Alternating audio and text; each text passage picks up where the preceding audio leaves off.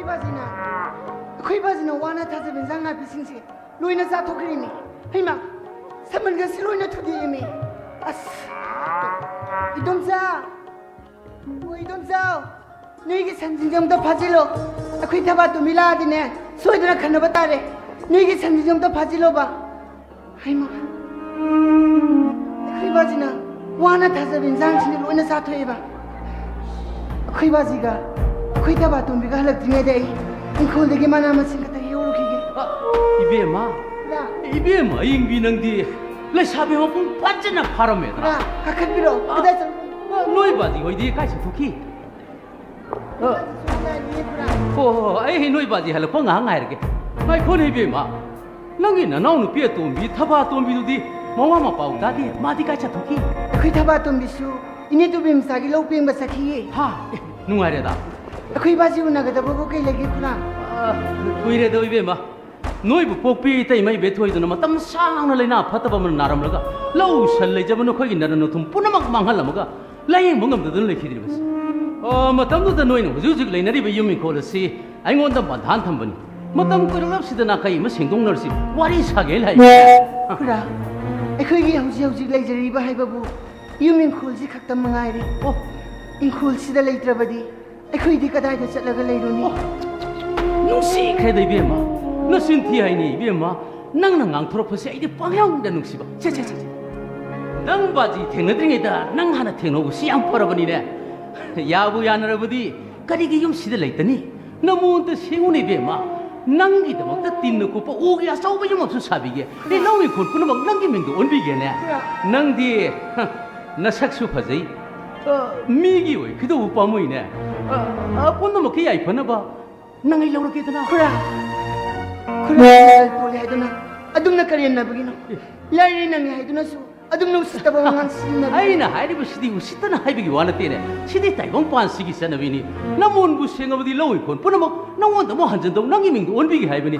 Ai bo sama bi ran hai. Ai se lai bang musa ni lai bang musa.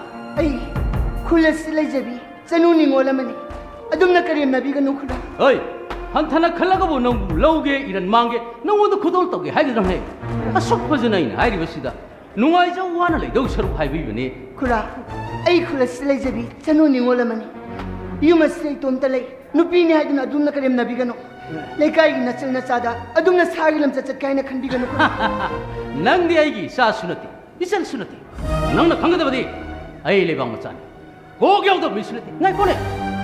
너에게 나빠가 나오니 비거드는 부 아이게 이런 시신분 남거든 거 아이들 이런 시기만 망비야 남래 다 시기 망쓰고 남들나 유미 걸 뿌려막 아이게 민도 이러니 어이 너가가 나트레나 내 샤베오 풍 파르버니 깜동나라는 꼭부 야거드 길람비 다 비브네 두가 아이 시부 세고 나베야바 누피라 아두 이러가 나이 수도 폼토고 뿌려막 또 보다 아이 뭐 파테디 하이비야로 아이게 또 폼토고 이토 뿌려막 또 Kaya ni kura. Ay, napao na wala man. Sir. Kayo no. Kapiro sir. Kayo no. Ako'y bazu na wala aga. Isi na kayo hayo bagino. Isi na mamitig man pite tari ba sir. Noy napana namana ba matam duda. Noy na huzuzig lai nari ba yuming kola sa ingon da badhan tamari. Matam ko ire hanma matam mo ire. Hanmangam draga di ay giming. Ono ni ay gawiro ni hayo bagini ne. Kura na wapam do. Ako'y bazi ta hayo do na. Isi na kayo haipam toke. Kura na leka isigi lai anang shingdagi ne. Maral matum nam na laubugum. Ay yumdagi pang laubugti yaro. Lau sanggam malay zara matusu. Kura na laubugre dana. Le malaubuguma. Sampor ama laubugre. Ngayo pukri laubugre. Adu wene kura. Si may tisaw tok na haibige. Ay lay dingi matam dene. Ay yuming kola sidi kura yu ebe dine. Napunsigo ay tole kango.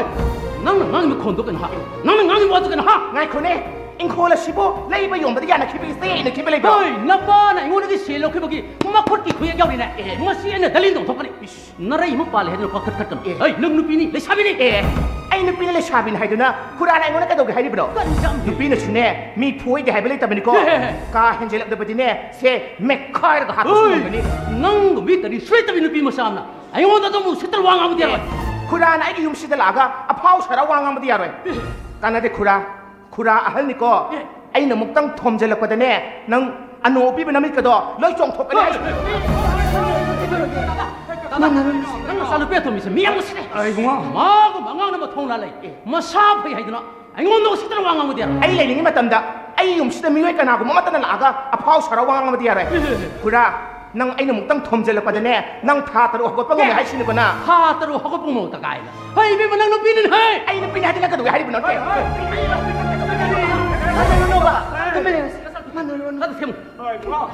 ꯑꯝꯇ ꯇꯞꯊꯕꯤꯌꯨ ꯑꯩ ꯏꯅꯥꯎꯒꯤ ꯂꯃꯟ ꯇꯣꯜꯂꯤ ꯏꯅꯥꯎ ꯏꯌꯥꯝꯕ ꯀꯥꯎꯖꯗꯦ ꯌꯦꯡꯉꯣꯏ ꯏꯄꯥ ꯋꯥꯍꯩꯒꯤ ꯅꯃꯥꯅ ꯃꯇꯝ ꯈꯔ ꯇꯥꯏꯕꯪ ꯆꯤꯟꯖꯥꯛ ꯆꯥꯗ ꯑꯩꯈꯣꯏ ꯃꯔꯛꯇ ꯂꯩꯔꯝꯃꯤꯕꯗꯣ ꯅꯪꯒꯤ ꯈꯨꯔꯥꯁꯤꯒꯤ ꯃꯇꯦꯡꯗꯒꯤꯅꯤ ꯅꯪ ꯑꯗꯨꯒ ꯋꯥꯍꯩ ꯅꯪ ꯈꯨꯔꯥꯁꯤ ꯍꯥꯏꯕ ꯌꯥꯗꯦꯀꯣ ꯑꯩꯈꯣꯏ ꯃꯥꯒꯤ ꯃꯔꯜ ꯑꯩꯈꯣꯏ ꯂꯦꯝꯃ ꯂꯧꯕꯗꯤ ꯅꯠꯇꯦꯗꯅ ꯇꯣꯝꯕꯤ ꯃꯥꯒꯤꯗꯤ ꯀꯔꯕꯥꯔꯅꯤ ꯑꯩꯈꯣꯏꯗꯒꯤ ꯂꯧ ꯂꯧꯔꯤ ꯁꯟ ꯂꯧꯔꯤ ꯑꯩꯈꯣꯏꯗꯒꯤ ꯂꯧꯕ ꯂꯧꯅ ꯃꯥꯅ ꯍꯣꯡꯅ ꯏꯝꯐꯥꯜ ꯃꯆꯥꯁꯤꯡꯗ ꯃꯥꯅ ꯃꯃꯜ ꯇꯥꯅ ꯌꯣꯟꯖꯕꯒꯤ ꯋꯥꯅꯤ ꯍꯩ ꯃꯗꯨꯗ ꯅꯪꯅ ꯊꯣꯛꯀꯅꯤ ꯍꯥ ꯃꯗꯨꯗ ꯅꯪꯅ ꯊꯣꯛꯀꯅꯤ ꯀꯔꯤꯒꯦ ꯗꯥꯗꯥ ꯑꯩ ꯋꯥꯔꯤꯁꯦ ꯌꯥꯝ ꯁꯥꯡꯅ ꯉꯥꯡꯅꯤꯡꯗ꯭ꯔꯦ ꯑꯩꯒꯤ ꯇꯣꯜꯂꯤꯕ ꯁꯦꯟꯐꯝ ꯈꯨꯗꯤꯡꯃꯛꯀꯤ ꯃꯊꯣꯏ ꯃꯔꯦꯞ ꯌꯥꯎꯅ ꯊꯥ ꯑꯁꯤꯒꯤ ꯃꯅꯨꯡꯗ ꯁꯤꯟꯕ ꯉꯝꯗ꯭ꯔꯕ ꯅꯄꯥ ꯅꯆꯥ ꯑꯍꯨꯝꯃꯛ ꯌꯨꯝꯗꯁꯦ ꯊꯥꯗꯣꯛꯇꯨꯅ ꯆꯠꯀꯗꯕ ꯆꯍꯤ ꯑꯃꯒꯤ ꯃꯅꯨꯡꯗꯅꯦ ꯑꯩ ꯈꯨꯔꯥꯒꯤ ꯁꯦꯟꯗꯣꯏ ꯁꯦꯂꯦꯞ ꯑꯃꯠꯇ ꯋꯥꯠꯇꯅ ꯑꯩ ꯁꯤꯡꯒꯅꯤ ꯍꯥꯏꯁꯤꯅꯤ ꯕꯥꯖꯤ ꯑꯩꯅ ꯋꯥꯁꯛꯇꯨꯅ ꯍꯥꯏꯔꯤꯕꯁꯤꯅꯤ ꯆꯍꯤ ꯑꯃꯒꯤ ꯃꯅꯨꯡꯗ ꯈꯨꯔꯥꯒꯤ ꯁꯦꯜꯗꯣ ꯑꯩ ꯁꯦꯟꯗꯣꯏ ꯁꯦꯂꯦꯞ ꯑꯃꯠꯇ ꯋꯥꯠꯇꯅ ꯁꯤꯡꯒꯅꯤ ꯍꯥꯏꯁꯤꯅꯤ ꯀꯥ ꯍꯦꯟꯖꯜꯂꯛꯂꯕꯗꯤꯅꯦ ꯅꯨꯄꯤꯅ ꯁꯨꯝꯃꯤ ꯍꯥꯂꯩꯗꯦ ꯍꯥꯏꯕ ꯂꯩꯇꯕꯅꯤꯀꯣ ꯇꯨꯃꯤꯟ ꯂꯩꯌꯨ ꯍꯥꯏ ꯗꯥꯗꯥ ꯑꯩ ꯌꯧꯔꯒꯦ ꯑꯩꯒꯤꯗꯤ ꯇꯧꯐꯝ ꯊꯣꯛꯄ ꯏꯊꯧ ꯄꯨꯝꯅꯃꯛ ꯇꯧꯔꯛꯑꯅꯤ ꯑꯩꯅ ꯀꯩꯗꯧꯔꯛꯄ ꯉꯝꯃꯒꯦ ꯍꯥꯏꯕꯗꯣ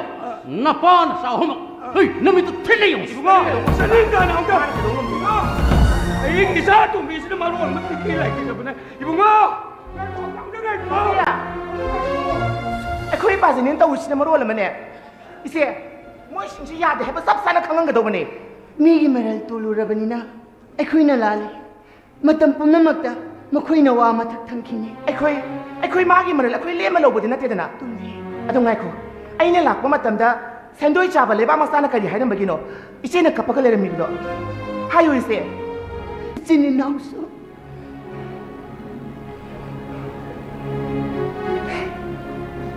이마기 맞둥인 그릇을 돕네 이제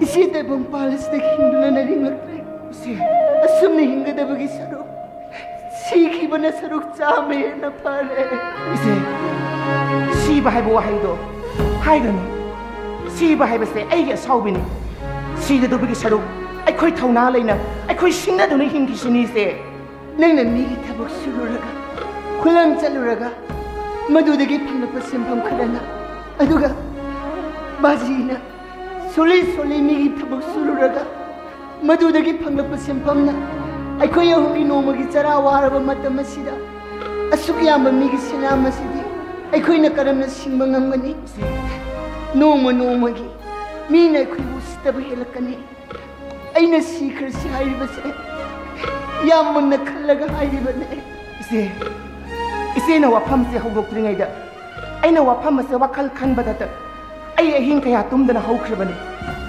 ꯑꯩꯅ ꯈꯨꯔꯥ ꯂꯩꯕꯥꯛ ꯃꯆꯥꯒꯤ ꯁꯦꯜ ꯑꯩꯅ ꯆꯍꯤ ꯑꯃꯒꯤ ꯃꯅꯨꯡꯗ ꯏꯔꯥꯏ ꯂꯥꯏꯅ ꯁꯤꯡꯒꯦꯅ ꯍꯥꯏꯈ꯭ꯔꯤꯕꯗꯣ ꯑꯩꯒꯤ ꯋꯥꯈꯜ ꯑꯗꯨꯒꯤ ꯋꯥꯔꯦꯞꯅꯅꯤ ꯑꯗꯨꯅ ꯑꯩꯅ ꯂꯥꯏꯅ ꯍꯥꯏꯕ ꯉꯝꯂꯤꯕꯅꯤ ꯏꯆꯦ ꯅꯪꯅ ꯍꯥꯏꯔꯤꯕ ꯋꯥꯗꯨ ꯀꯩꯅꯣ ꯍꯥ ꯅꯪꯅ ꯍꯥꯏꯔꯤꯕ ꯋꯥꯗꯨ ꯀꯩꯅꯣ ꯇꯣꯝꯕꯤ 이제 ꯑꯩꯈꯣꯏ ꯑꯅꯤ ꯏꯝꯐꯥꯜꯗ ꯆꯠꯇꯨꯅ ꯁꯦꯜ ꯇꯥꯜꯂꯨꯔꯁꯤ ꯏꯆꯦ ꯀꯔꯤ ꯏꯝꯐꯥꯜꯗ ꯑꯩꯈꯣꯏꯅ ꯀꯗꯥꯏꯗ ꯂꯩꯔꯨꯗꯣꯔꯤꯕ ꯀꯔꯤ ꯊꯕꯛꯅꯣ ꯑꯩꯈꯣꯏꯅ ꯁꯨꯔꯨꯗꯣꯔꯤꯕꯁꯦ ꯍꯥꯏꯌꯣ ꯏꯝꯐꯥꯜꯗ ꯀꯗꯥꯏꯗꯅꯣ ꯑꯩꯈꯣꯏꯅ ꯂꯩꯔꯨꯗꯣꯔꯤꯕ 이제 ꯁꯦꯜ ꯇꯥꯟꯒꯦ ꯁꯦꯜ ꯄꯥꯏꯒꯦ ꯍꯥꯏꯔꯕꯗꯤ ꯑꯩꯈꯣꯏ ꯏꯝꯐꯥꯜꯗ ꯆꯠꯄ ꯇꯥꯏꯅꯦ 이제 ꯇꯣꯝꯕꯤ 이제 ꯌꯨꯝꯁꯦ ꯍꯌꯦꯡꯃꯛ ꯕꯥꯖꯤꯗ ꯁꯤꯟꯅꯔꯝꯗꯨꯅ ꯑꯩꯈꯣꯏꯅ ꯏꯝꯐꯥꯜ ꯆꯠꯇꯨꯅ ꯁꯦꯜ ꯇꯥꯜꯂꯨꯔꯁꯤꯏꯆꯦ ꯏꯝꯐꯥꯜ ꯍꯥꯏꯕꯁꯤꯗꯤ ꯑꯋꯣꯛꯄ ꯑꯣꯛꯇꯕ ꯑꯐꯕ ꯐꯠꯇꯕ ꯄꯨꯝꯅꯃꯛꯀꯤ ꯂꯩꯐꯝꯅꯤ ꯏꯝꯐꯥꯜꯗ ꯆꯠꯂ ꯑꯩꯈꯣꯏꯅ ꯂꯩꯔꯨꯗꯣꯔꯤꯕꯁꯤ ꯀꯗꯥꯏꯗꯅꯣ ꯀꯔꯤ ꯊꯕꯛꯅꯣ ꯑꯩꯈꯣꯏꯅ ꯁꯨꯔꯨꯗꯣꯔꯤꯕꯁꯦ 이제 이마나 나두나 호스피탈에 leringay matanda ay ise makak thengnari ise do mabuk yamna phai yamno susingi ay ise dugi mayum su khangi akhoi ni ise du mateng panghalase ise tumbi ichina akhoi ni mak leisaribi chanu ni ngol ngaktani nupi bibi kai khuna manga halakpa ai ngamloi ye tumbi ise upai leraktraba matamda ay ise na haibu wadi yagi imagi matung inkisi adubu ise akhoi punsi bulan singdaramdana mai le duna khakchat kumsi ise tumbi ise lamsat mangdaba akhoi gi punsi ga sanaba sinphamda ꯑꯩꯈꯣꯏꯅꯤ ꯄꯨꯟꯅ ꯁꯦꯜ ꯇꯥꯜꯂꯨꯔꯁꯤ ꯂꯥꯛꯑꯣ ꯏꯃꯨꯡꯗ ꯆꯪꯉꯒ ꯀꯨꯞꯅ ꯈꯟꯅꯔꯨꯔꯁꯤ ꯂꯥꯛꯑꯣ ꯂꯥꯛꯑꯣ ꯏꯆꯦ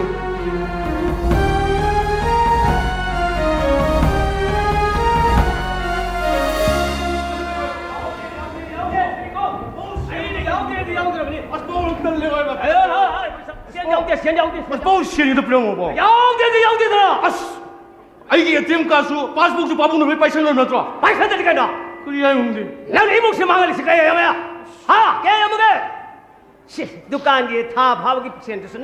아싸 허그로 와이드 좀 내니까 여보. 부자게 더 필요. 근데 시행이도 필요 뭐. 낭기 나옹나 타우시나 아이 통통와 통함대 야옹 엄대라 아싸 이 게임 저 도와야 시행도 필요 뭐. 야옹대 아싸 뭐. 오케이 필요. 낭기 엄대 섬래 티시엔 체크 도게 함나 아싸 뭐 루파 군 뭐이 पैसा 뭐 달래요 봐. 하이 지리 세나 들어봐 빠 거기 세나 들어봐 그 기둥이 안 필요 뭐. 아이 게임 저 도와야 아이 게임 또. 아이 양 둘라 그다음 듣고 야야. 낭기 엄시리사 도움 해야 되니 강가 아이 게임 저 뭐. 아이 게임 저. 낭기 나옹나 타우시디 누가 자자 기타가 하피면 와요. 하바야로 염을 섬랭들 내게 담니 메이도 너버야로 거 아싸 아이 그런 게임 저 도와야 스바오 아이 와서 아이 뭐 게임 저.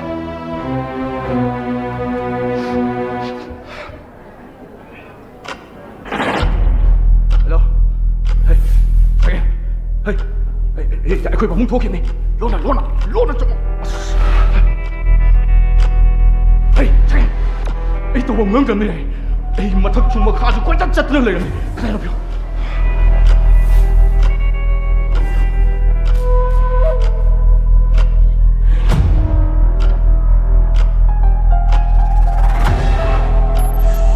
돈이다 뭐.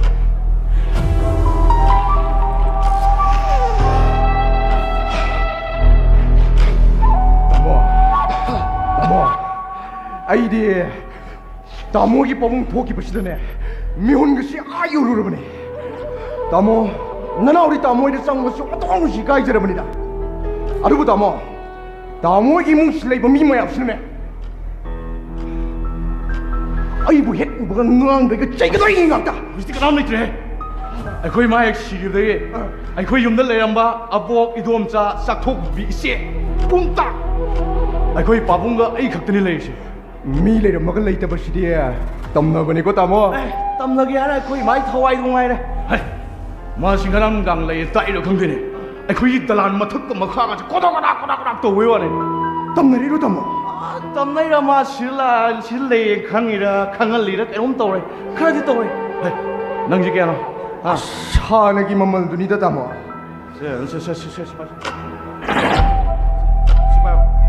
이거 다뭐 그러고 하고 그러고 하고 그냥 오나 비기 능 시행이 와까이 그런 내 아무래지 능 달래요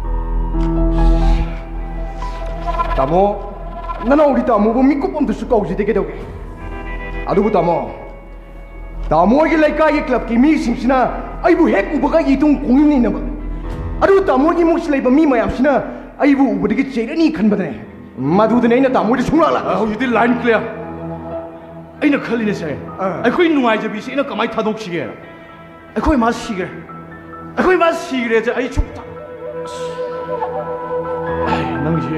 نang posi nang thoke daw eh tamon na naw ni pipo potwe ke thom de ke no dam solo khoi ba bung la mung ngang bi ni so ai nga da phamo ko ai nga da potha we solo so ko ino hui tamon ki ga tu kam thu ri de bo solo adu de na no mu ge uji de ke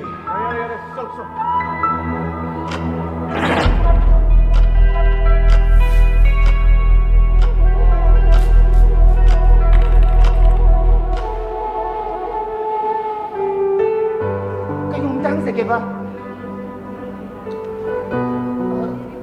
Yung Cebu, retired additional chief engineer oy biramba, pabong may rasa ko yung oy birabra.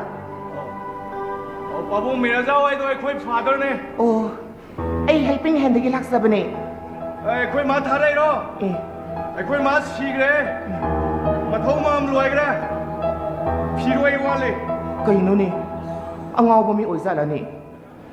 Ay helping hand gi imong asigi thabay ngang shuno na mahayda ay laksa bane. Ay sa kamda thongna dram ne imong je. Sa kamda thangna dram ne. Khoi ma sige da yum da leram ba jing no anta leitra. Khoi pabung thare yo kauri ho ne tore je. Kaino ni? Kaino? matumda soy terang patrang pangang dengang sibo ho pabung mera zao muktu na zage Lani ke toro ke? Kaino leisabiro. Ai thainagi additional chief engineer natramne. Retire tawramne. Mai matungda inaram singdo. Hojikti amatta leitramne. Ngangna bayang wa dorida. tabakni haidanabu sigi yumsidabu aibu tabak kamaina shulaga leidaino office laga atopa anauba thaba masila urbuna phaganida adudi ai hayeng oina mulak sarage Lani ke toro ke dong mai gam di dong kaino.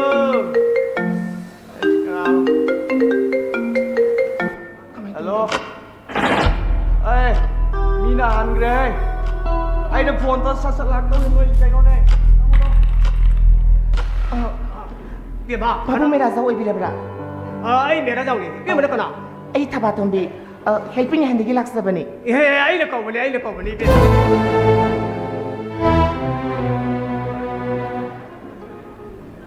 Ai, nang kana na? Ha? Nang taphai bi mana thara pura? tam phai be ma habi kana ai di masak khangzadi Taphai bi mai budi. Nang le laktre di yom sidai lambi. Yom ki thabak suram bi. Mana ai sani pa ki drug supply tor mati. Ai mau bata thoge bane. pabung ai di pumna mo amda khangzadi Kuri. ai di thabak chang basu ngasi mani din rangai zai yum sida lai sina ai di han han bani Ai ai ai. Oi ta bonga gano. Ai sathul se mili khaltani. Ken khramu matam sida. Nang nantara mau kana na hogi senjak bijagani. pabung ai di family banu pa se pabung gi sanu pa ne habisu ai ta sina khangzadi aina pabung hangluba matamda soitrang patrang atne mana ngasai di khun Oh, sagen sana la piram bane. Kaino mingona taina bi dubo. Ai kari ming kau doi no, leisabia. Saurunu. Ai khoi pabung di aina nisha sar mangau ne. Kaya dulu. Ai khoi imung da thabak suduna le me helping hand ni nupi ma leiram bada so madu tan thok khir dagi. Ai khoi yum je sak am da thong na dram ni. Sai su sak lam si doram jan to. Ai. Nang nung sang lam khang rau. Ha. Nang nung sang lam khang rau. Sang.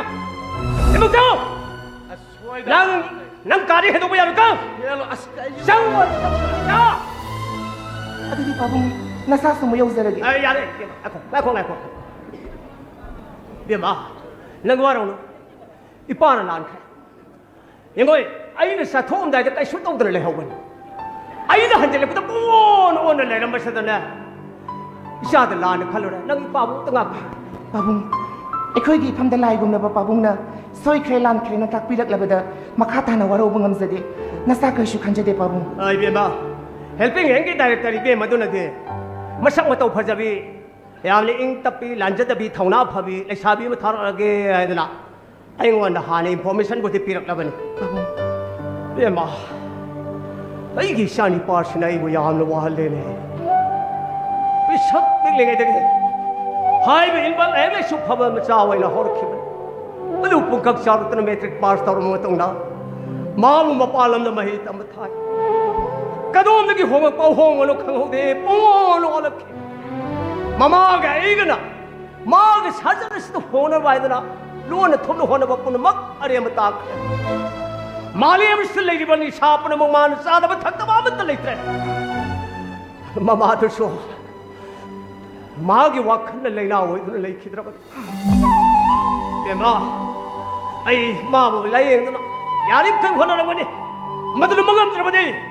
Ai na ma bu hat to kan. Adu ai su mama gi ma tong yen khidra ni. pabung Be ba.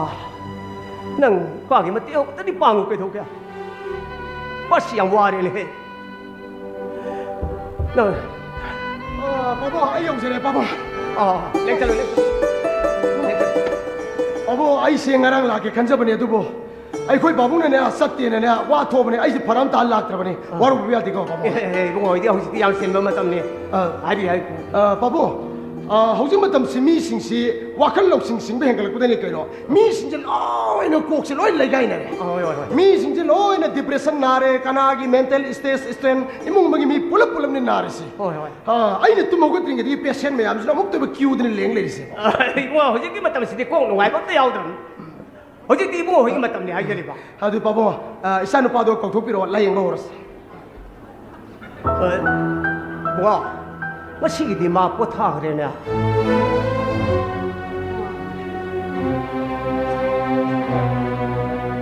ꯏꯕꯦꯝꯃꯁꯤꯅ ꯀꯅꯥ ꯑꯩꯒꯤ ꯃꯔꯨꯞ ꯑꯃꯒꯤ ꯏꯆꯥꯅꯨꯄꯤꯅꯤ ꯑꯩꯅ ꯑꯩꯒꯤ ꯏꯃꯨꯡ ꯃꯅꯨꯡꯒꯤ ꯃꯇꯦꯡ ꯄꯥꯡꯕꯤꯅꯕ ꯍꯥꯏꯅ ꯀꯧꯕꯅꯤ ꯃꯥꯁꯨ ꯑꯁꯤꯗ ꯂꯥꯛꯄꯅꯤ ꯃꯥ ꯌꯥꯎꯅ ꯋꯥꯔꯤ ꯁꯥꯔꯁꯨ ꯀꯔꯤꯝꯇ ꯑꯀꯥꯏꯕ ꯂꯩꯇꯦꯕ ꯄꯥꯕꯨꯡ ꯑꯩ ꯀꯩꯅꯣꯝꯇ ꯍꯥꯏꯖꯒꯦꯀꯣ ꯑꯩꯈꯣꯏꯅ ꯏꯆꯥ ꯅꯨꯄꯥꯁꯤ ꯋꯥꯈꯜ ꯂꯧꯁꯤꯡ ꯇꯥꯔꯛꯅꯕꯅꯤ ꯀꯥꯏꯅ ꯅꯨꯄꯤ ꯍꯦꯛꯇ ꯊꯤꯖꯤꯟꯕꯤꯕꯒꯤ ꯊꯕꯛꯁꯦ ꯃꯁꯤ ꯁꯨꯡꯌꯥ ꯌꯥꯗꯦ ꯑꯗꯨꯃꯥꯏꯅ ꯇꯧꯕꯗꯒꯤ ꯑꯩꯈꯣꯏ ꯃꯩꯇꯩ ꯅꯨꯄꯤ ꯀꯌꯥꯝ ꯑꯋꯥꯕ ꯑꯣꯏꯕ ꯌꯥꯎꯅꯔꯤꯁꯤ ꯃꯌꯥꯝꯁꯤꯅꯤ ꯑꯩꯈꯣꯏ ꯃꯩꯇꯩ ꯃꯆꯥꯁꯤꯅ ꯈꯔ ꯈꯦꯠꯂꯦ ꯁꯨꯃꯥꯏꯅ ꯇꯧꯕꯁꯤ ꯑꯩꯅ ꯁꯦꯔꯤꯌꯁ ꯑꯣꯏꯅ ꯍꯥꯏꯖꯔꯤ ꯄꯥꯕꯨꯡ ꯏꯆꯥ ꯅꯨꯄꯥꯁꯤꯅ ꯅꯣꯔꯃꯦꯜ ꯂꯥꯏꯐꯇ ꯍꯦꯛ ꯍꯟꯖꯤꯜꯂꯛꯇ꯭ꯔꯤ ꯐꯥꯎꯕꯗ ꯅꯨꯄꯤ ꯊꯤꯕ ꯍꯥꯏꯕꯁꯤ ꯃꯉꯣꯟꯗ ꯁꯨꯡꯌꯥ ꯌꯥꯗꯦ ꯑꯩ ꯀꯥꯎꯖꯔꯣꯏ ꯑꯗꯨ ꯗꯣꯛꯇꯔ ꯂꯥꯌꯦꯡꯂꯒꯕꯨ ꯐꯔꯛꯈꯤꯗ꯭ꯔꯣ ꯀꯔꯤ ꯐꯂꯛꯇꯅꯤ ꯗ꯭ꯔꯒ ꯑꯦꯗꯤꯛ ꯑꯣꯏꯔꯕ ꯃꯤꯑꯣꯏ ꯀꯌꯥ ꯑꯃ ꯂꯥꯌꯦꯡꯕꯗꯤ ꯐꯔꯛꯇꯅ ꯀꯅꯥꯒꯤ ꯊꯕꯛ ꯇꯧꯕ ꯄꯨꯂꯤꯁꯀꯤ ꯊꯕꯛ ꯇꯧꯕ ꯕꯦꯡꯒꯤ ꯊꯕꯛ ꯇꯧꯕ ꯀꯌꯥ ꯌꯥꯎꯔꯤ ꯑꯗꯨꯗꯒꯤ ꯍꯦꯟꯗꯣꯛꯇꯅ ꯋꯥꯈꯜ ꯂꯧꯁꯤꯡ ꯇꯥꯕ ꯍꯦꯟꯃꯟꯈꯤꯗꯅ ꯅꯨꯄꯤꯕꯨ ꯑꯅꯤ ꯂꯣꯟꯕ ꯌꯥꯎꯅ ꯈꯜꯂꯛꯏꯅꯦ ꯗꯣꯛꯇꯔꯒꯤ ꯋꯥꯇꯥꯁꯤꯗꯤ ꯑꯄꯪꯕ ꯃꯤꯅ ꯅꯨꯄꯤ ꯂꯣꯟꯕꯗꯕꯨ ꯐꯨꯅꯔꯦ ꯀꯥꯎꯅꯔꯦ ꯃꯍꯩ ꯀꯥꯞꯁꯟꯅꯔꯦ ꯀꯥꯏꯅ ꯇꯧꯕꯩ ꯋꯥꯅꯤ नुपा फाव नुपी अनी ममांग अचुब अमत मपुनसीद गांगबंगमजपोंते नुमिन्ना नोंपोकदई थोरे जे Sivok Chumna गांगमजददना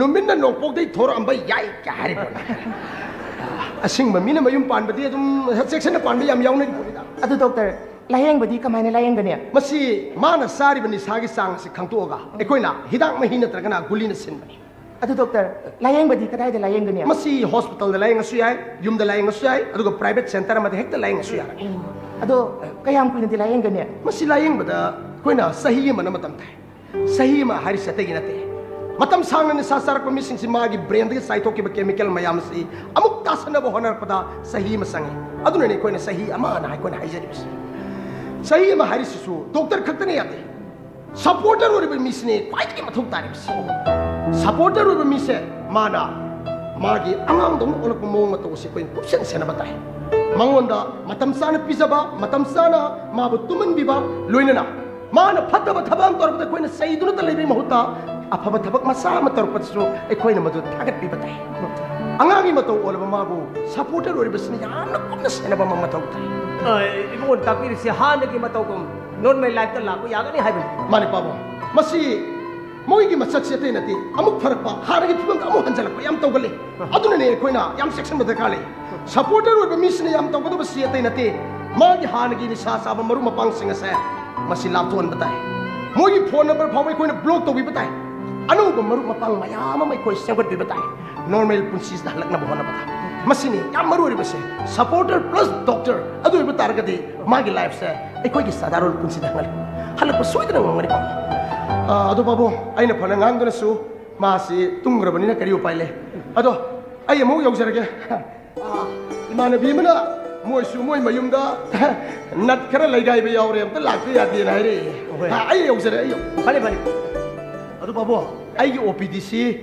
leba popoga sagonje ne aina tabanu mi amade ta pubiro ai su ai inau mang ne khangna ai thwa yauna hona sage ai yaujare अदुदि पाबुं नसासु मु यौजरगे बेमंगा ना हौजिक डॉक्टर ना हाइर मसद लोइ तहौरेदन पाबुं आई सानी पासे नबुंग से महुसा के पुरसिदा वो हजल न लायेंगे से पान खलिन है पाबुं नसागिदि पुंग निपान नंगनबा युमसिदा लाक्चबा अदुगा नुमिदां वाइरमदाइदा युमदा हंजखिबा इमुंगी थबा इंगांग शुरमलगा युमदा हंजखिबा नतना अतोपा एहनबा थबक्ति नसा ngamजरे पाबुं लंग सेन तान बला पने पान हाइजबदी मीगी मतिंग पांगा सेन तालु हाइबने हो अरे नंगी अचिर बलुपा ला क्या नो पान मतिंग पांगनी अदुगा मुक्सो नंगी हेल्पिंग हैंगी थबक तो अदु पीरी को तोलो तो गाइना डबल टाइम पीगे नंगी हेल्पिंग हैंगी थबक तो तोक थोगा आई इसनु थबक सुबिरो करी खाली पाबुं थासिगे मनुंगा अइगी तोलिब सेफम खुदमकी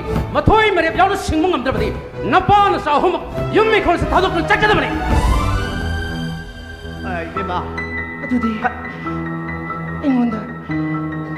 अइंगोंदा लुपा लाख अहुम हाना पीबा ngamगदरा ये बेबे लुपा लाख मंगा हाना पीरी अइ अहेनबा सनफमदि अइ पामजदे को नंगबो क्लास का तमोगे 12 पास तौजाउरे बीए तंबा हौजरमे अदुबु इमाना रखपदगी लाइरिक मखा तंबा ngamखिद्रे ए कैसे कायदे नंगनबु पामजरबदि लेंगा की थबक लौरपो मतमदा अइगी मरुबु पांगसिंदा हाइजरगा नंग लेंगा की थबक अमा हापिरंगे को अदु पाबुं ना सारा तो हनंगलेबा थबा असिबु कई थबकनो ड्रग एडिक ओरबा नबुंग सिबु नंगना सेक्शन सेनबीबा मागी लायंगबदा मतेंग पांगबीबा ꯑꯗꯨꯒ ꯏꯃꯨꯡꯁꯤꯒꯤ ꯆꯥꯛ ꯏꯟꯁꯥꯡ ꯊꯣꯡꯕꯤꯕ ꯑꯗꯨꯒ ꯏꯃꯨꯡꯁꯤꯕꯨ ꯆꯦꯛꯁꯤꯟꯅ ꯁꯦꯟꯅꯕꯤꯕ ꯁꯤ ꯈꯛꯇꯅꯤ ꯑꯗꯨ ꯄꯥꯕꯨꯡꯒꯤ ꯏꯆꯥꯅꯨꯄꯥꯁꯦ ꯂꯥꯌꯦꯡꯕꯗ ꯐꯕ ꯉꯝꯗ꯭ꯔꯕꯗꯤ ꯑꯩꯒꯤ ꯂꯥꯏꯁꯦꯟꯁ ꯒꯟꯅ ꯃꯥꯕꯨ ꯀꯥꯞꯁꯥꯏꯗꯨꯅ ꯍꯥꯠꯀꯅꯤ ꯑꯗꯨ ꯑꯩꯁꯨ ꯏꯇꯣꯝꯇ ꯀꯥꯞꯁꯤꯟꯗꯨꯅ ꯁꯤꯖꯒꯅꯤ ꯄꯥꯕꯨꯡ ꯅꯁꯥꯁꯨ ꯀꯤꯒꯟꯗꯕꯤ ꯅꯨꯄꯤꯅꯤ ꯑꯗꯨꯕꯨ ꯄꯥꯕꯨꯡꯒꯤ ꯋꯥꯍꯩ ꯑꯁꯤꯗꯤ ꯏꯔꯣꯏꯕ ꯐꯅ ꯍꯩꯗꯨꯅꯁꯨ ꯈ꯭ꯋꯥꯡꯗ ꯅꯨꯡ ꯊꯨꯔꯒ ꯏꯁꯤꯡꯗ ꯆꯣꯡꯊꯕꯒꯨꯝꯕꯅꯤ ꯏꯃꯥ ꯍꯦꯟꯖꯤꯟꯅꯁꯨ ꯈꯟꯒꯅ ꯌꯦꯡꯉꯣꯏ ꯏꯃꯨꯡꯗ ꯆꯦꯛꯁꯤꯟꯅ ꯋꯥꯔꯤ ꯁꯥꯁꯤ ꯌꯥꯝꯅ ꯍꯦꯛ ꯄꯣꯛꯅꯤꯡꯉꯕ ꯅꯕꯨꯡ ꯃꯧꯅꯤ ꯈꯪꯅ ꯃꯥꯕꯨ ꯁꯦꯕꯥ ꯇꯧꯕꯤꯌꯨ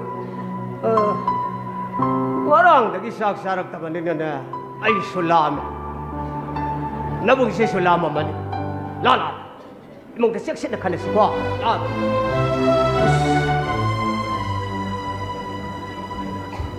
ꯀꯩꯅꯣ ꯄꯥꯕꯨꯡꯅ ꯑꯩꯉꯣꯟꯗ ꯍꯥꯏꯔꯝꯂꯤꯕ ꯃꯌꯥꯝꯁꯤꯕꯨ ꯌꯦꯡꯕ ꯇꯥꯕꯅꯤ ꯑꯗꯨꯕꯨ ꯃꯥꯒꯤ ꯃꯆꯥꯅꯨꯄꯥꯁꯦ ꯑꯩꯒꯤ ꯈꯨꯠꯇꯁꯦ ꯑꯩꯗꯤ ꯐꯖꯅ ꯆꯥꯅꯤꯁꯦ ꯃꯁꯦ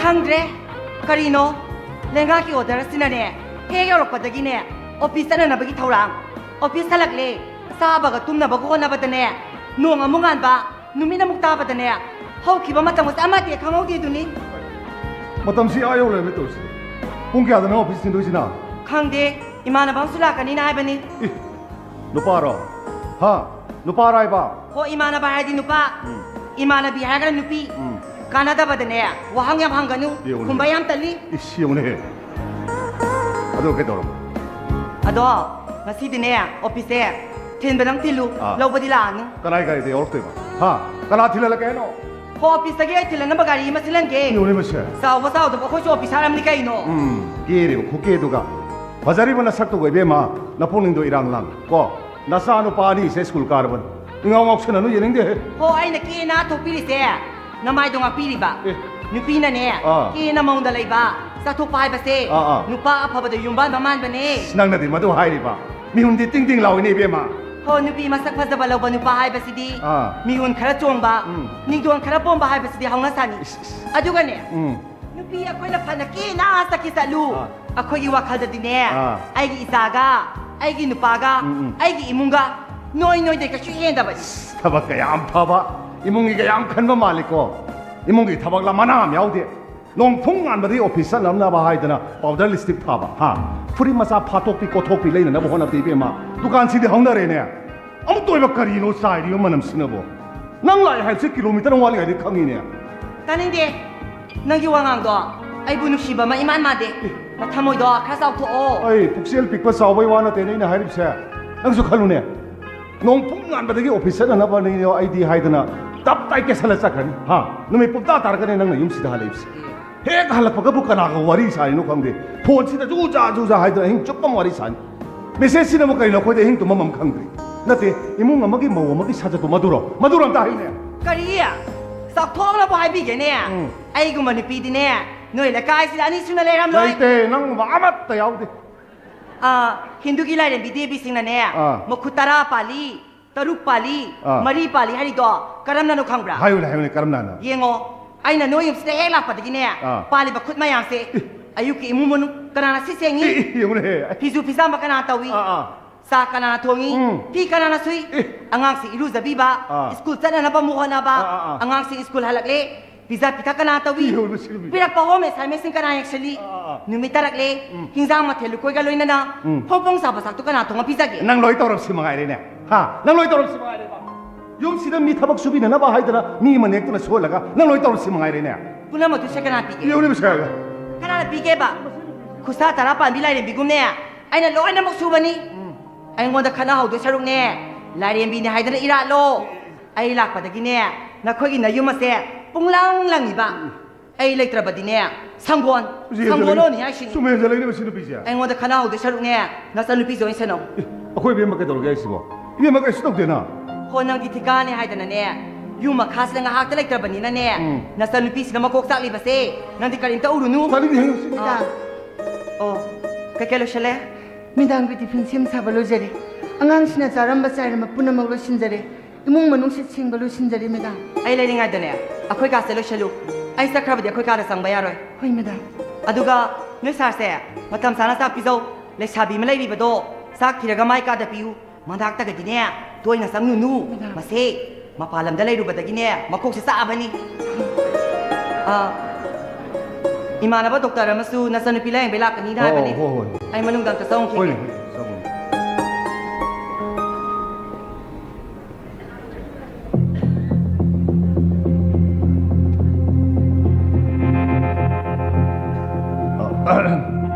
에잉비 그래 인상도 통하면 ngaga silbunga iron mama 사오르니다 나는 통하면 사 인상지 야우다 나 sakpaza wai kai no khang dine ingi yama ingi noi medam se aina pamna ga lokhi bu pi nati akhoi ma ga paji ga na thabak taw I ai dra haina biram mana thabak taw ni officer ni hai dra pusin zarip sidi tha tha gi mana kharadani aina pusila puna bandal ne sarna thaba chobo to bagini aing be se special contractor ai guna se gi awat pali nang mo no pi ma bu yum ma da house wife oina thamaga punsiise ingna chikna leini aidi nangse ubde yam pamure ai khoyani nomagi sudaraga hinjariba khoibo aduna karem nabigano adumna hanthana subigano sar hey hojari buna saktuga adu ton thana ngamsu paksadi adu saru ai gi hanta ki bilek pangbaga nangi asin rupa lakya anu ai ko dik hayuna ai udi ai kai ba yadi ai ko nik hayune nangna salai sabi oina leige so dum leisam ai khoini gi arun mamarim sim se ai dai si au sar ai 이모 모노로 지나면 숨진다 럭신다 아이비 바짝 그래다 아주 양 봐서 비시 뭐 마마 아빠도 까라 많이 타도라 입잖아 에이 맞다 망한 배야 돼 아신 못다 장가야 되걸로 아 거기는 비 강한 들어 이래다 아이 로이 들이버네 솜나 아나바세 아이 까나노 내는 거 까나오네 도이나 범모 라인 바우르시 아이 까나노 내는 거 까나노 하이브 내는 거 Assistant Professor Psychiatrics Department Dr. Amumasa 거기 뭉디야 나오고 미션 떨리지 다른 나오고 뭐 또 떨링 비라 있으모 히다한테 하는 가보겠어 아이 가지래 아이 까나노 너 자이자 도래 가리 뭐 시비스모 아이 자 도 할거 시비 까나노 아이 사연이나 가우들 라이브세 아이네 아이 랑블랑 블랑 아이 사견이야 자 도와라 뭐 시비지 뭐 아이 사견이야 아이 뭐 시비지 뭐 아무아 낭디 타이네들이 하우지는 보이는 프로젝트 심시 우리 보자 아이 누바네 강나오 그냥 그리게 남다봐 마시 사라니 제가 시 소이드라 싸가다보네 아니 이게 우리 보자 굴리주 싸가다보네 굴리주 싸가 아 라이앵들 세마나티 이나우 누피니 아니 수브라 라인 되샤 야니 꺾토비로 수수비 해달래 내가 살아 이제가 되는 거 봐. 아이 이비에 막 도기게 앙아오보에 뭐 doctor 심유이 그림 앙아오보에 어이 우산이 거 보세요 아주 보세요 그런 거 봐서 얌미 히다까부 기브를 또 보면서 야래 nang mamangay gine pagitagon ba do suane halam de 낭수 나와이기 마삭 빠서도 하우지는 보이는 빠서 도면에 한들이네 하우지는 부 모의 버디기 기업음 야우나 해나 빠서 도면에 ado imanabi am parabam naili masazo officer riba doctor gamta khangnasidana 낭기나 하와이 클래스 11 12 타밍에기 누피 생원 모두고 할람들이네 나는 하와이 아이기 누피 마삭 빠서 뱀 셈비니는 낭나 켄텐다 자포가 몇 자토가 과이기 티범 셈 그러는 거 nupi da singna duna tum leira dine pakhang duna tum heglelani 아이디네 하우징 마탐 누피 싱세 파나파바 누피 오레수나 람나 라본 이만학다 레리바 시타다 마이 익바드 마이 익트라디 아이디 누피 셀렉션 또 무슨 거 뭐. nupi da singna duna talai ba nupana ne nupi phangba hongna de arabia na kine nupi sangba hingsa ba do ta dun toksani 아데 얌 루범 레이리네 아이디 마텔 쿠디막다 탁바 야에나 알루 이싱 상바데 아이디 사다바 아두가 싱 싹 파냠 라미 하이드나 싱 상바 싹세 아이디 사바 하이테 하이노시 아상바 사바부디 아문 바사바나 하위거 센비야 parese ado aina haiba inaw nupi do amta kokthoraki 꺾터러 꺾터러 bam am tholo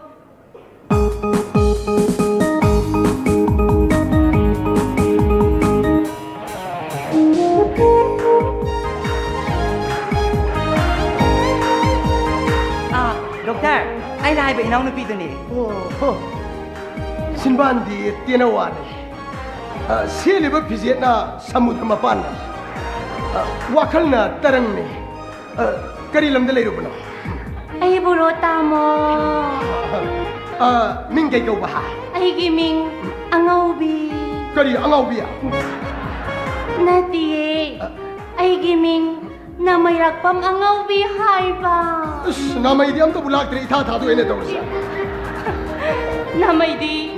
Nupa na lakad ang bunadrota mo. Namay ra pa mahai ba sidi section zabada ka thogalon khangba imung ne na hainari bani nupa su nupi su animak ka. Khangja de khoi di. Noi mai tei gine. Phai phate ya ya de haido. Ado. Mashi ma di saw thong hai bige. Noi mai tei nupa sim se. Ai na pamba mat ta yaw de. Si ma sai bige. Nupa khudi ma mathamoi do. Lang he mo tang jawi. Astal ni da. Hey, la isa doktor ni. Nang iwang amin si tabi yung tawlo no. Sen biya, yari nang sango. Sa se mo sango. Sango yari. Ko di wali.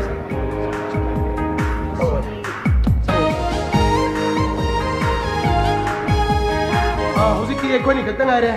Ko igenu ko, wari sa se ko. Ai khoi na ma se. Yam phata bani. Oh, noi namasi phataba. Hoi, phate. Ai se. Ma palam da som nei jakrage. Na khoi manipur song thok thok sar hai zabani. Adu bune. Ma na tamo din siduna. Tamo na ibu nam na puthorok pani. Manipur bu kari nungai ge. Imphal bu kari nungai ge ba. Nupi sing na maning tam na koi ba ya da balam hai ba se. Chakhat ta balam ni. As Ish, laina si di ayaw ler mena si. Ngai ko nang seng na komo. Nang gi life ta nang nupa kya koi na re ha. ya ham de da. Kuntra khak da ni.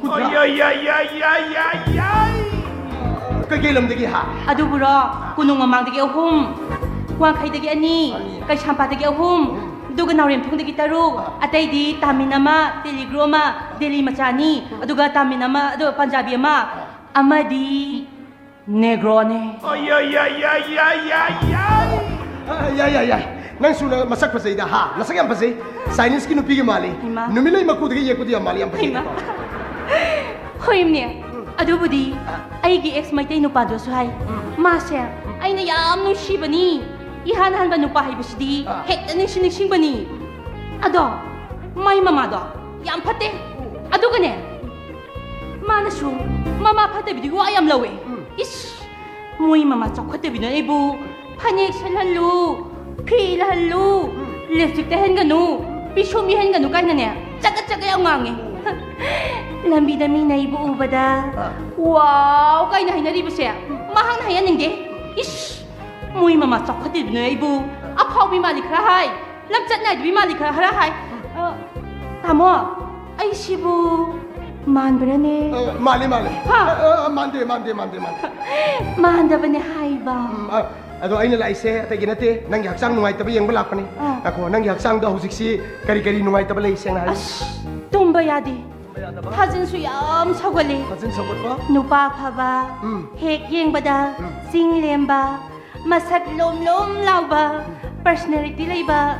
Tamo gumba makoy ba sa minaning eh. Nung sibagi hangoy siya ngo nung song sila ina siya. Ay sibo man lum law ay siya ay wet tayo sa laman to. Ado, tamo na ngang tropa wangang siya. Pakhang yamali. Ado, pakhang mo inatro. Uy, hey. Ha? Asing bay pakhang ni ko. Ano gino? Hay ma, yang parawe. Ado, doktor na ibu na balak liba si. Ay ganun sinarasi, koy na si ay ro. Ay di nga say doktor siya. Mun na yengi ni. Tumpak, matumtada na. As, nung shiba na loy ni tayo di. Last ay uy na kulis ako ni ko daw siya. Nangi na, numilay gi miyeng do, nangi namit to tang yamang dradi yes haram yapsa ni ko. May tay nupi ay bisiti ko, may jang ta banate amada fix way kata ba ko? Ado di, tamo da painin no lagi. Kay nupi no masiba, hazari ba masak jang thore sige sa. doktor, sa manung dalay re, manung takpan nung ara ni ye. Manung na jang biro. Pani. Lao tamo, manung da pamaga na. What is house lao? Lao. Kani.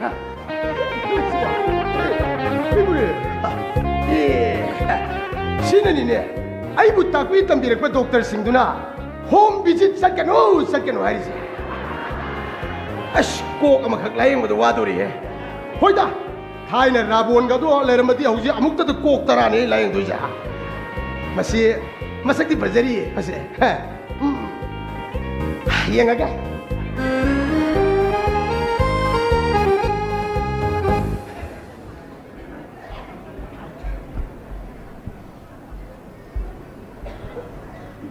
레방샤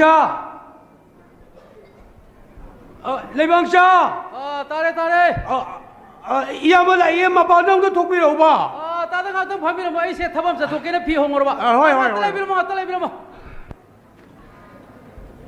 ꯑꯩꯒꯤ ꯏꯆꯥꯅꯨꯄꯤ ꯑꯌꯤꯡꯕꯤꯒ ꯊꯕꯥꯇꯣꯝꯕꯤꯒꯅ ꯏꯝꯐꯥꯜꯗ ꯆꯠꯈ꯭ꯔꯤꯕꯁꯤ ꯉꯁꯤ 15ꯃꯉꯥꯅꯤꯃꯨꯛꯇꯕꯨ ꯉꯥꯏꯔꯤꯀꯣ ꯑꯩꯒꯤ ꯏꯆꯥꯅꯨꯄꯤ ꯊꯕꯥꯇꯣꯝꯕꯤꯗꯨ ꯃꯕꯨꯛꯆꯦꯜ ꯏꯪ ꯇꯞꯈ꯭ꯔꯕ ꯑꯆꯧꯕ ꯊꯕꯛ ꯇꯧꯕ ꯄꯨꯛꯆꯦꯜ ꯆꯥꯎꯈ꯭ꯔꯕ ꯅꯤꯄꯥ ꯑꯃꯒ ꯂꯥꯛꯇꯨꯅ ꯑꯩꯉꯣꯟꯗ ꯂꯨꯄꯥ ꯂꯥꯈ 4ꯁꯤ ꯁꯤꯟꯅꯔꯝꯃꯤ ꯑꯩꯒꯤ ꯏꯆꯥ ꯑꯅꯤꯃꯛ ꯊꯕꯛ ꯐꯪꯅꯈ꯭ꯔꯦ ꯕꯥꯖꯤ ꯍꯤꯡꯒꯣꯜ ꯕꯟꯙꯟꯍꯜꯂꯨ ꯑꯔꯦꯝꯕꯗꯨꯅ ꯕꯥꯖꯤꯅ ꯅꯨꯡꯉꯥꯏꯅ ꯂꯩꯌꯣ ꯍꯥꯏꯔꯝꯂꯒ ꯑꯩꯒꯤ ꯏꯆꯥꯗꯣ ꯏꯝꯐꯥꯜꯗ ꯑꯃꯨꯛ ꯆꯠꯈ꯭ꯔꯦꯀꯣ ꯏꯆꯥꯒꯤ ꯋꯥꯍꯩꯗꯣ ꯇꯥꯕꯗ ꯃꯤꯅꯣꯗꯒꯤ ꯄꯤ ꯇꯥꯈꯤꯕ ꯈꯪꯗꯦ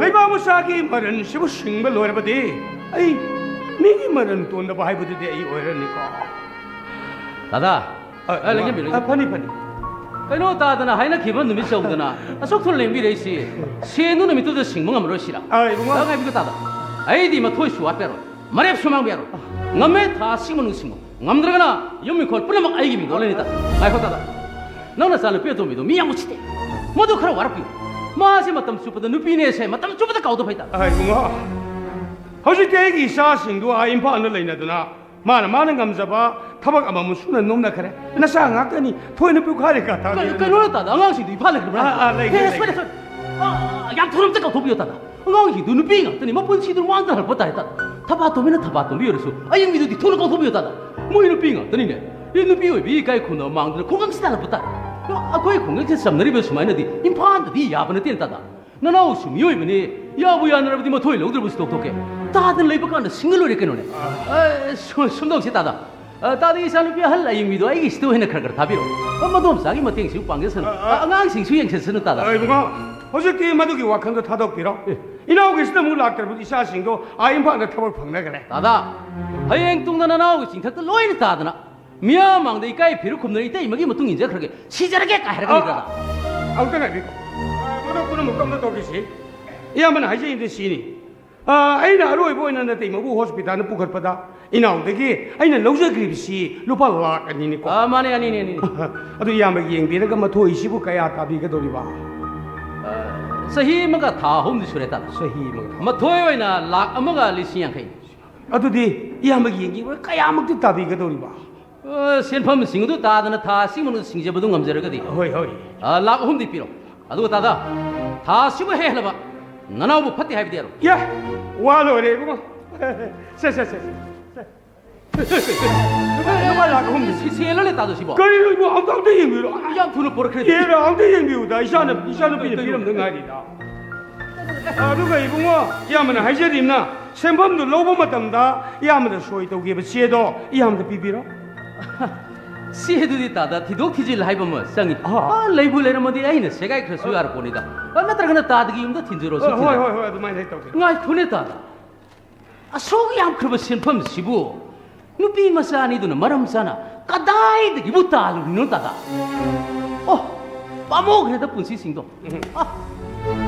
뭔가 애기 이사게 뿡닝 와칼 마파오 이거 이네 강이 이사니기 데막대 이봉은 와비버도 마도 와비르 아보고 마파 아이 오이네 와세게코 다다나 나오나 하이저리 비스티 깔락다나가 하이저버드 나티고 다드기 사싱도 마상 못하고 퍼저비 미나 술하이네 수빠말리 사빙 한테네 하이저입니다 왜 코니 이봉어 그 시샤는 빠마 임팔 레이다이네 아이기 드는 누빠니드나 한거사니 그렇다다 누빠 누피아니 걔네비스부 다디 꼭드는 와칼 마시엠도 간탕합니다 가리로다 누빠 비지고 미야 뜬다더니 이봉어 근데 애기 샤누 비 타바도 비네디 젠저니 빠비 카이버더니 어저께 맞담단 누빠 카이버 야번나티나 이샤도는 이건 하렵니다 마는 아무 같은 이사리는 따든 레르디 따드 꾸이로 까티 소이 토리다 내가 뭐자 애기 사싱도 누비 오르부수 난기 시엔시 다 파드나 신도 여우르 싱거가 뭐이네 나가 나나온 것이 따드기 판도 한번 하자게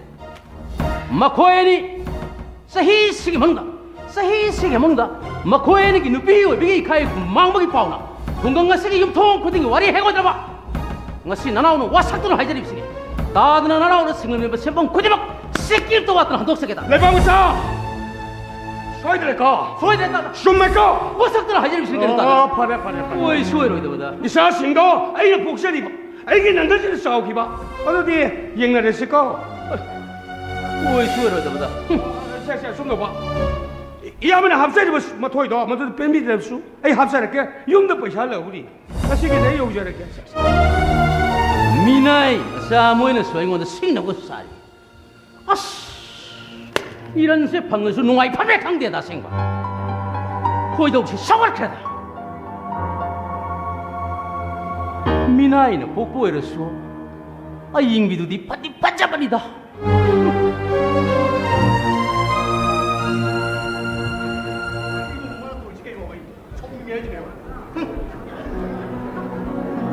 ꯃꯁꯤ ꯅꯨꯄꯤꯁꯦ ꯀꯗꯥꯏꯗꯒꯤ ꯑꯩꯈꯣꯏ ꯄꯥꯕꯨꯡꯅ ꯂꯧꯔꯨꯏꯅꯣꯕꯁꯦ ꯃꯁꯤ ꯅꯨꯄꯤꯁꯦ ꯍꯦꯛ ꯂꯩꯔꯤꯒꯦ ꯑꯩ ꯌꯨꯝꯁꯤ ꯅꯨꯡꯉꯥꯏꯕ ꯁꯨꯈꯪ ꯈꯪꯉꯔꯣꯏꯗꯧꯅꯦꯕ ꯐꯠꯇꯕꯁꯨ ꯍꯦꯛꯇ ꯐꯩ ꯐꯕꯁꯨ ꯍꯦꯛꯇ ꯐꯠꯇꯦ ꯃꯁꯤ ꯅꯨꯄꯤꯁꯤꯗꯤ ꯁꯤ ꯃꯆꯥ ꯑꯃ ꯊꯣꯝꯖꯤꯜꯂꯗꯤ ꯈꯨꯠꯅꯤꯁꯦ ꯑꯗꯨꯝ ꯐꯔꯗꯧꯅꯦꯕ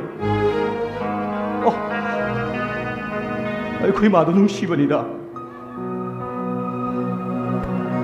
ꯑꯩꯕꯨ ꯀꯌꯥꯗ ꯂꯨꯅ ꯇꯧꯕꯤꯈꯤꯕ ꯑꯩꯅ ꯅꯤꯁꯥ ꯆꯥꯔꯒ ꯂꯥꯛꯂꯕꯁꯨ 이마기 닝티엄바 난 ngasiꯗꯒꯤ ꯑꯃꯨꯛ ꯍꯟꯅ ꯇꯧꯔꯅꯨꯀꯣꯅ ꯍꯥꯏ ꯑꯩꯉꯣꯟꯗ ꯊꯤꯅꯁꯨ ꯉꯥꯡꯕꯤꯗꯦ ꯑꯩꯅ ꯅꯣꯡꯉꯥꯜꯂꯒ ꯆꯥꯔꯕꯁꯨ ꯑꯩꯈꯣꯏꯒꯤ ꯏꯃꯥꯅ ꯀꯌꯥꯗ ꯂꯨꯅ ꯇꯧꯈꯤꯕ ꯑꯩꯕꯨ ꯎꯕꯗ ꯂꯩꯕ ꯉꯝꯖꯗꯕ ꯑꯩꯒꯤ 이마도 ꯑꯩꯕꯨ ꯀꯌꯥꯗ ꯂꯨꯅ ꯇꯧꯈꯤꯕ 이마 이마하기 닝태 이사디 이마기 팜다 닝토 마짜네 이사기 아빠한바 뿜바 나닝토 한두나 세닝바 셀한 자닝바 비자두나 마만 따항라바 아빠한바 가리 레비두나 나항나 나닝토 할리바세 마다마마다 말렘 따이방 빨라시기 마puay hong na ba ni? Mapuay hong na ba?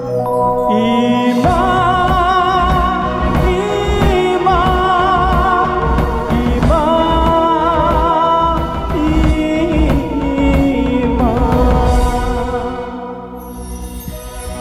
लैते नंगमु फजबी लैते नंगमु नुंगसिबी लैते नंगमु फजबी लैते नंगमु नुंगसिबी फंगलारोय नंगु उम्बी मापोक मापोक खुदिंदा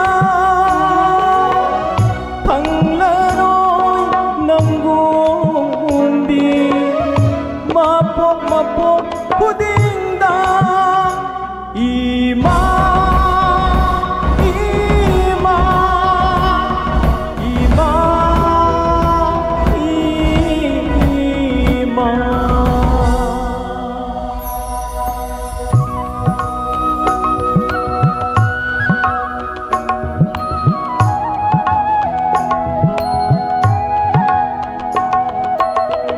공석가이다 바 구몬 타자 예닝 타 파이렌 타 나겐 타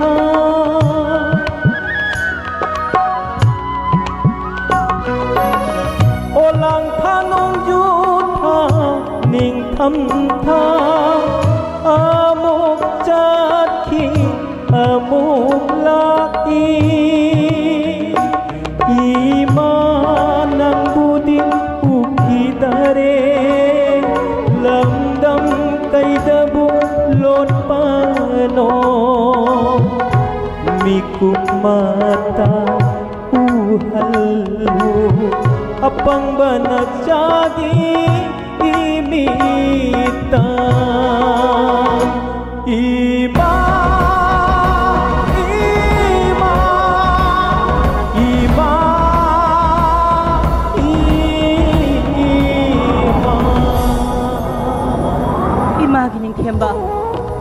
ꯑꯋꯥꯡꯕ ꯋꯥꯈꯜ ꯈꯜꯂꯨ ꯏꯆꯥꯗꯤ ꯏꯃꯥꯒꯤ ꯏꯐꯝꯗ ꯅꯤꯡꯊꯧ ꯃꯆꯥꯅꯦ ꯅꯤꯡꯊꯧ ꯃꯆꯥ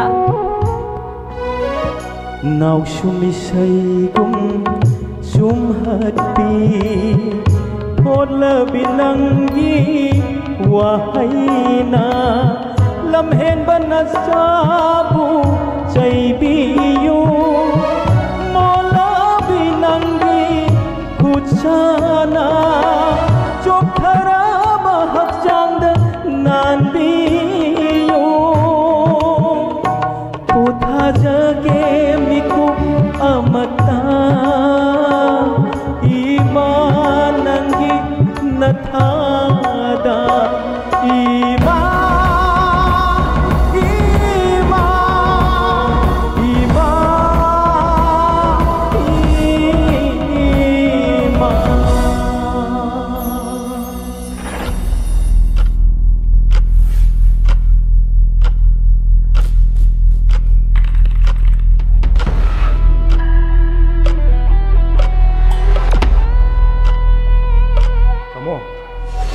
Tamo!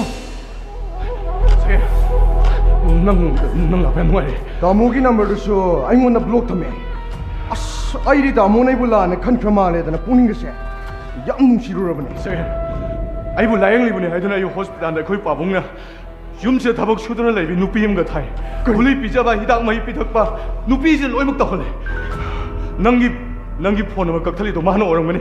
Ai phone number mana loksin ngi de piu ai ba suya ya de. Yo. Se. 성공 마이라가 보래 이제 말하네. 아이 죽자 짜링기 하지네.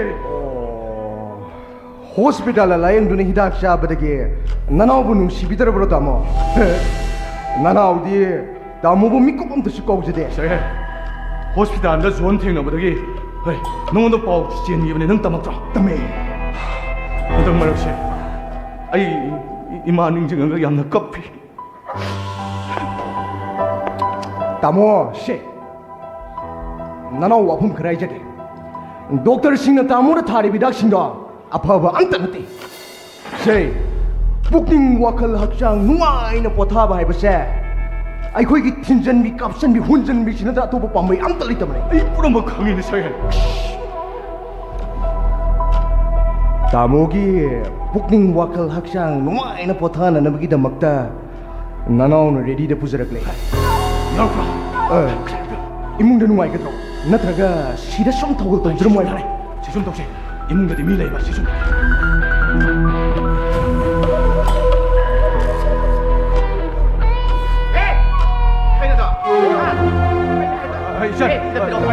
이전 아이게 나오시네. Tamo nang tumili layo. Ay nene nung na hide base. Yam thuna pilo. Eh. ai khoi gi lambi sida thatkano Kari. maduna nangi khudong thiboi gani oi chaga chaga Kari yu khudong thiba. 아이 자.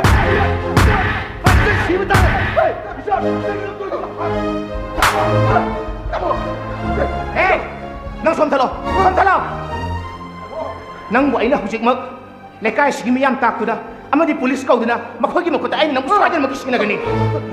ai ri cham bane ai bum da dinga biyo Sammi samdi haiba. Ay pum na makhangi.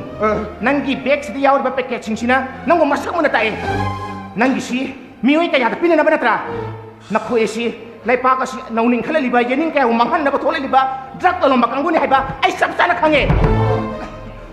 ai bum da dinga biyo gi doge Ay khutin da duni ne. Nang ngakpiyo hairi base.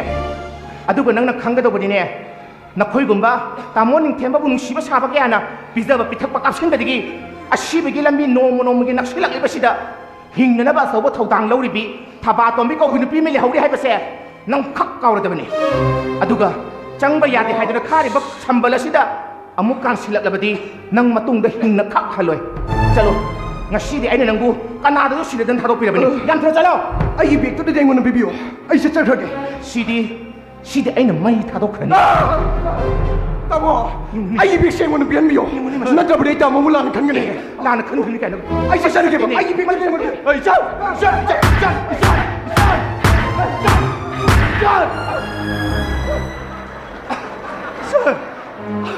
이나오시나 이거는 나는 칼라버리 도시. Ay mo na makhange. Maaboy na. Police na traga na. Lekay gi miyam ba sinaru ba matamda. ꯅꯨꯡꯇꯤ ꯅꯨꯃꯤꯠ ꯈꯨꯗꯤꯡꯒꯤ ꯍꯤꯗꯥꯛ ꯆꯥꯗꯨꯅ ꯂꯥꯌꯦꯡꯂꯤꯕ ꯇꯥꯃꯣꯒꯤ ꯃꯤꯡꯆꯠ ꯁꯣꯛꯂꯛꯀꯅꯤ ꯍꯥꯏꯗꯨꯅ ꯑꯩꯅ ꯃꯥꯕꯨ ꯀꯅꯥꯗꯣ ꯁꯤꯟꯅꯗ ꯊꯥꯗꯣꯛꯈ꯭ꯔꯕꯅꯤ ꯑꯩ ꯑꯔꯥꯟꯕ ꯊꯕꯛ ꯑꯃ ꯇꯧꯔꯕꯅꯤ ꯇꯥꯃꯣ ꯅꯪꯒꯤ ꯌꯦꯡꯂꯒ ꯅꯪ ꯃꯤ ꯐꯨꯕ ꯌꯥꯝ ꯍꯩ ꯀꯗꯥꯏꯗꯩ ꯇꯝꯃꯛꯏꯅꯣ ꯑꯗꯨꯕꯨꯔꯣ ꯑꯩꯈꯣꯏ ꯈꯨꯜꯒꯤ ꯁꯦꯀ꯭ꯔꯦꯇꯔꯤꯅ ꯁꯤꯟꯕ ꯊꯥ 3ꯒꯤ ꯃꯩꯇꯩꯒꯤ ꯁꯔꯤꯛ ꯁꯔꯥꯒꯤ ꯇ꯭ꯔꯦꯅꯤꯡ ꯌꯥꯎꯔꯛꯑꯦ ꯑꯗꯨꯒꯤꯅꯤ ꯅꯪꯅ ꯈꯧꯔꯤ ꯃꯦꯠꯄꯗ ꯈꯧꯔꯤ ꯎꯊꯣꯡ ꯀꯥꯏꯒꯦ ꯇꯧꯏ ꯑꯩ ꯁꯣꯔ ꯍꯣꯟꯕ ꯌꯥꯝ ꯋꯥꯔꯦ ꯑꯩꯁꯨ ꯁꯥꯎꯅꯤꯡꯕꯗꯒꯤ ꯇꯥꯃꯣꯗ ꯈꯧꯔꯤ ꯃꯦꯠꯂꯒ ꯈꯨꯄꯥꯡ ꯊꯥꯗꯣꯛꯈ꯭ꯔꯦ ꯑꯗꯣ ꯉꯥꯏꯍꯥꯛꯇꯪ ꯂꯩꯔ ꯍꯤꯒꯥꯏ ꯌꯩꯕꯤꯒꯦ ꯀꯩꯁꯨ ꯇꯧꯔꯣꯏ ꯏꯆꯟ ꯅꯪꯒꯤ ꯐꯥꯎꯒꯗꯕ ꯂꯝꯕꯤ ꯑꯃ ꯂꯩꯔꯦ ꯀꯩ ꯂꯝꯕꯤꯅꯣ ꯅꯪ ꯍꯥꯏꯁꯦ ꯀꯣꯡꯐꯨ ꯀꯔꯥꯇꯤ ꯑꯣꯏ ꯇꯝꯃꯣꯅ ꯑꯩꯈꯣꯏꯒꯤ ꯃꯩꯇꯩꯒꯤ ꯁꯔꯤꯛ ꯁꯔꯥꯛꯇꯒꯤꯅꯦ ꯅꯈꯣꯏ ꯀꯣꯡꯐꯨ ꯀꯔꯥꯇꯤꯅ ꯍꯦꯟꯕꯖꯥꯠ ꯅꯠꯇꯦ ꯑꯗꯣ ꯅꯪ ꯍꯌꯦꯡꯈꯩꯗ ꯑꯩꯉꯣꯟꯗ ꯐꯨꯔꯛꯀꯅꯣꯕ ꯈꯧꯔꯤ ꯃꯦꯠꯂꯛꯀꯅꯣꯕꯀꯣ ꯑꯗꯨ ꯈꯪꯅꯅꯦ ꯑꯩꯅ ꯍꯥꯏꯕ ꯏꯜꯂꯨ ꯍꯣꯏ ꯁꯦ ꯁꯪꯒꯣꯝ ꯊꯛꯇꯣꯛꯑꯣ ꯑꯁ ꯑꯩ ꯊꯛꯅꯤꯡꯗꯦ ꯑꯩꯅ ꯊꯛꯑꯣ ꯍꯥꯏꯔꯗꯤ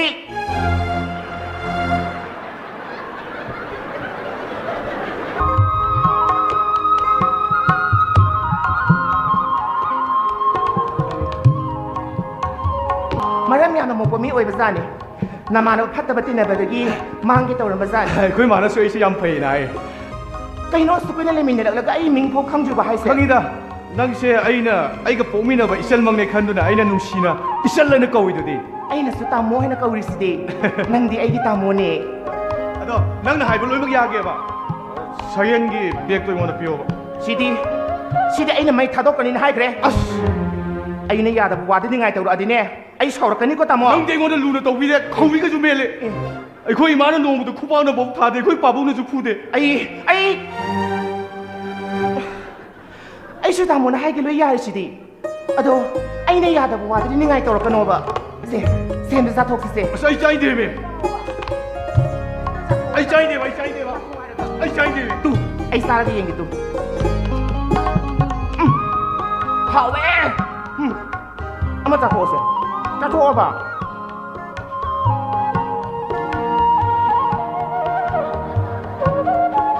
ꯇꯥꯃꯣꯁꯦ ꯍꯥꯏꯕ ꯌꯥꯝꯅ ꯏꯜꯂꯤꯀꯣ ꯃꯔꯝ ꯌꯥꯝ ꯃꯣꯛꯏꯀꯣ ꯌꯥꯝ ꯅꯨꯡꯁꯤꯀꯣ ꯑꯗꯣ ꯐꯖꯅ ꯂꯩꯌꯨ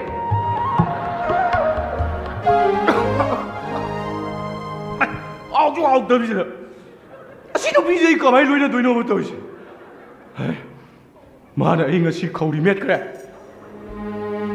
ꯊꯕꯛꯇ ꯁꯨꯗꯨꯅ ꯂꯩꯕꯅꯤꯅ ꯃꯥꯁꯨ ꯌꯥꯝ ꯀꯜꯂꯦꯕ ꯑꯗꯨꯕꯨ ꯃꯍꯥꯛ ꯅꯨꯄꯤꯅꯦ ꯑꯩꯅ ꯌꯨꯝꯁꯤꯒꯤ ꯌꯨꯝꯕꯨꯅꯦ ꯍꯥꯏꯕꯁꯤ ꯃꯥ ꯅꯣꯡꯃ ꯁꯣꯏ ꯈꯪꯍꯟꯒꯅꯤ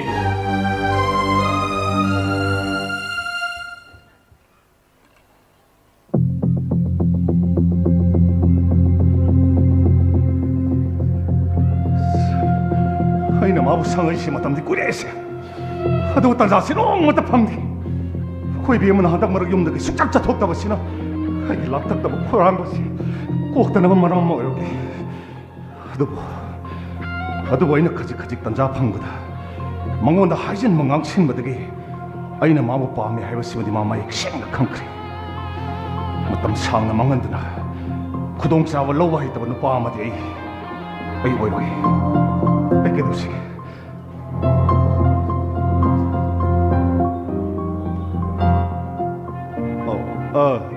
ꯑꯌꯤꯡꯕꯤ ꯅꯪ ꯁꯤꯗ ꯑꯝꯇ ꯂꯥꯛꯑꯣ ꯍꯦ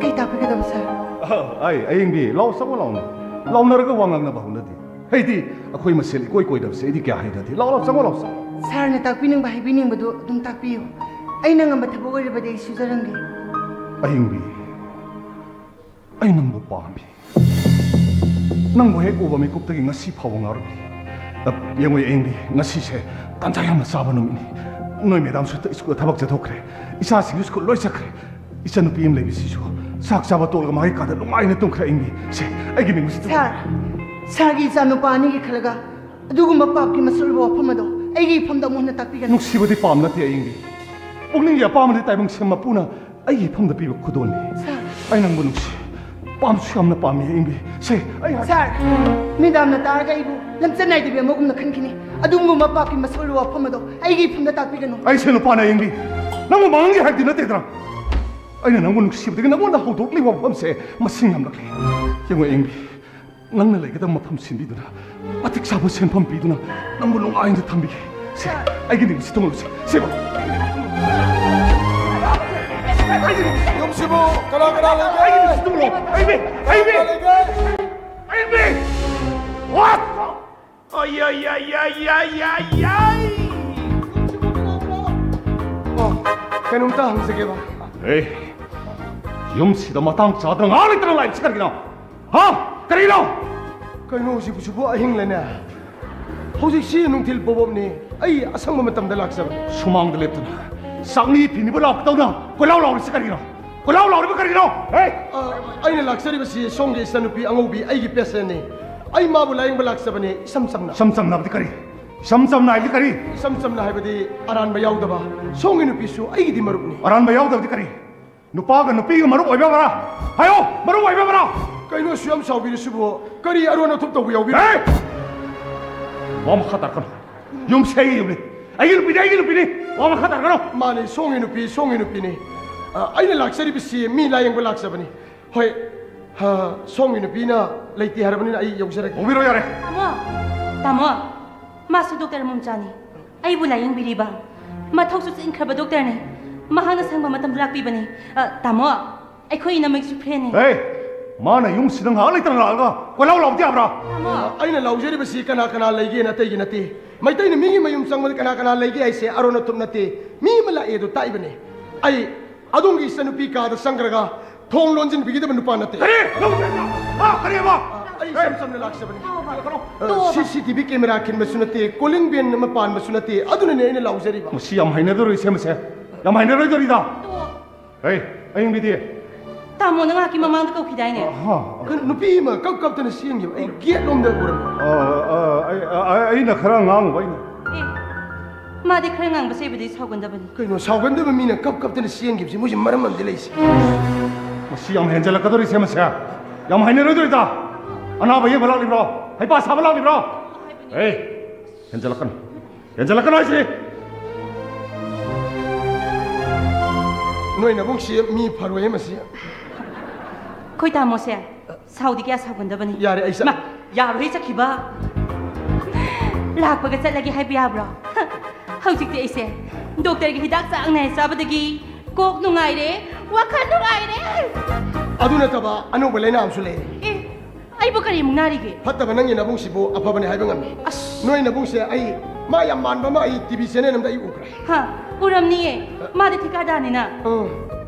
ꯁ꯭ꯋꯥꯏꯒꯤ ꯆꯦꯅꯦꯜꯒ ꯅꯠꯇꯦ ꯏꯟꯇꯔꯅꯦꯁꯅꯦꯜ ꯆꯦꯅꯦꯜꯅꯤ Kaisi ne no haisibo. Animal ꯄ꯭ꯂꯥꯅꯦꯠꯇ Ha. ꯑꯩ ꯅꯣꯏ ꯅꯃ ꯂꯩꯇꯦ ꯍꯥꯏꯔꯕꯅꯤꯅ ꯑꯩ ꯆꯠꯂꯒꯦ Tani ni tamo. Ay una balak daga ne. Ina mauna balak paga sasinaranu.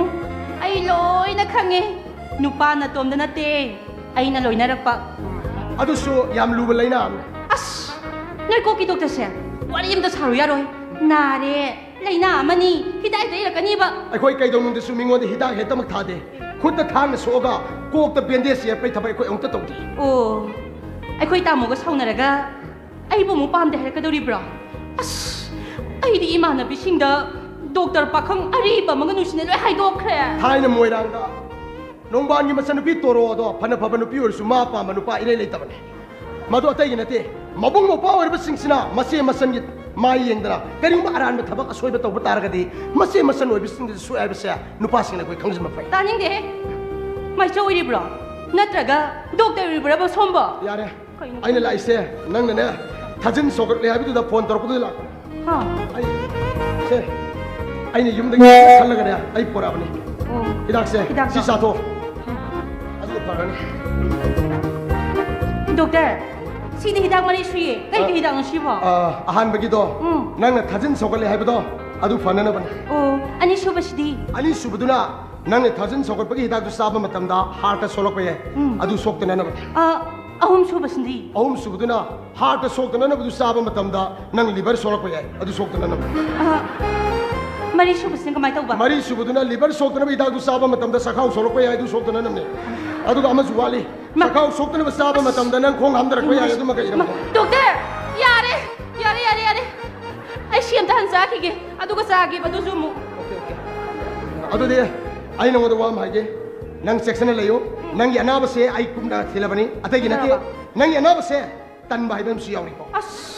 ꯑꯗꯨꯅ ꯑꯩ ꯅꯉꯣꯟꯗ ꯊꯥ 3ꯒꯤ ꯇ꯭ꯔꯦꯅꯤꯡ ꯄꯤꯒꯦ ꯌꯨꯝꯒꯤ ꯊꯕꯛ ꯏꯟꯈꯥꯡ ꯁꯨꯕ ꯍꯧꯔꯣ ꯍꯧꯖꯤꯛꯇꯤ ꯃꯀꯦ ꯁꯦꯝꯗꯨꯅ ꯂꯩꯊꯣꯛꯑꯅꯨ ꯐꯣꯟ ꯄꯥꯏꯗꯅ ꯍꯧꯖꯤꯛ ꯅꯪ ꯊꯥ ꯑꯍꯨꯝꯒꯤ ꯇ꯭ꯔꯦꯅꯤꯡꯅꯤ ꯊꯕꯛ ꯏꯟꯈꯥꯡ ꯁꯨꯕ ꯍꯧꯔꯣ ꯑꯗꯨ ꯁꯨꯕ ꯃꯇꯝꯗ ꯅꯪ ꯇ꯭ꯔꯦꯅꯤꯡ ꯄꯥꯁ ꯇꯧꯔꯕꯅꯤ ꯁꯨꯗꯕ ꯇꯥꯔꯕꯗꯤꯅꯦ ꯄꯥꯁ ꯇꯧꯗ꯭ꯔꯕꯅꯤ ꯑꯩ ꯆꯠꯂꯦ 마, ꯅꯪꯒꯤ ꯋꯥꯉꯥꯡꯗꯣ ꯑꯩꯒꯤ ꯑꯦꯛꯁꯀꯤ ꯃꯃꯥꯒꯤ ꯋꯥꯉꯥꯡꯗꯨꯅꯤ ꯃꯗꯨ ꯑꯩꯒꯤ ꯁꯥꯎꯕꯤꯅꯦ ꯑꯦꯛꯁꯀꯤ ꯑꯣꯏꯒꯦꯔꯥ ꯋꯥꯏꯒꯤ ꯑꯣꯏꯒꯦꯔꯥ ꯑꯐꯕ ꯄꯥꯎꯇꯥꯛꯇꯤ ꯂꯧꯒꯗꯕꯅꯤ ꯑꯩꯅ ꯍꯥꯏꯕ ꯏꯜꯂꯦ ꯑꯩ ꯅꯪꯕు ꯂꯧꯒꯅꯤ ꯑꯩꯅ ꯍꯥꯏꯕ ꯏꯟꯗ꯭ꯔꯦ ꯑꯩ ꯅꯪꯕु लौरोय ꯑꯩꯅ ꯍꯥꯏꯕ ꯏꯜꯂꯦ ꯅꯪ ꯄꯣꯂꯣꯏ ꯁꯦꯠꯂꯦ ꯑꯩꯅ ꯍꯥꯏꯕ ꯏꯟꯗ꯭ꯔꯦ ꯖꯤꯟ ꯁꯦꯠꯀꯦꯔꯥ ꯃꯦꯗꯤ ꯁꯦꯠꯀꯦꯔꯥ ꯁꯦꯠꯂꯣꯏꯔꯦ ꯀꯨꯁꯤ ꯑꯝꯇ ꯉꯥꯏꯈꯨꯋꯣ ꯀꯩ ꯅꯨꯄꯥꯅꯣ ꯁꯤꯕꯣ ꯀꯔꯤ ꯄꯥꯈꯪꯅꯣ ꯍꯥꯏꯕ ꯐꯩ ꯉꯁꯤꯗꯤ ꯏꯃꯨꯡꯒꯤ ꯊꯕꯛ ꯄꯨꯝꯅꯃꯛ ꯑꯩꯅ ꯂꯣꯏ ꯁꯨꯒꯦ ꯑꯩꯁꯨ ꯕꯦꯡꯒꯂꯣꯔꯗ ꯗꯦꯜꯂꯤꯗ ꯇꯝꯂꯛꯄꯤ ꯁꯥꯇ꯭ꯔꯤꯅꯦ ꯑꯩꯅ ꯂꯩꯒꯦ ꯈꯟꯕ ꯅꯨꯄꯥꯗꯨꯗꯤ ꯅꯝꯗ ꯂꯩꯒꯅꯤ ꯐꯩ ꯐꯩ ꯅꯪ ꯀꯗꯥꯏ ꯆꯦꯟꯗꯨꯕ ꯍꯦꯛꯇ ꯐꯥꯔꯗꯕ Tamo! Kayno tamo tawrisibo? Dati tamo ko nga wala ka. Ay gaule! Ay gaule! Ay phone pinaw! Ay phone pinaw! Tamo tawrisibo dati.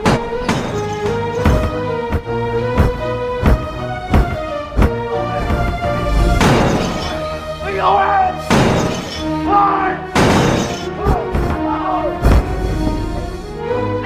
Ay na suksak honari ba sida? Nate, kadai na tamo na mong tawrisibo. Ay! Noi mẹ này có thể yên là gì cái nào? Ha? Ai apama na koi kana sa ting mga mlag. Ai bu ning tamalo. Ai awa. Na koi na kana sa kang mga mlag. Ai ba.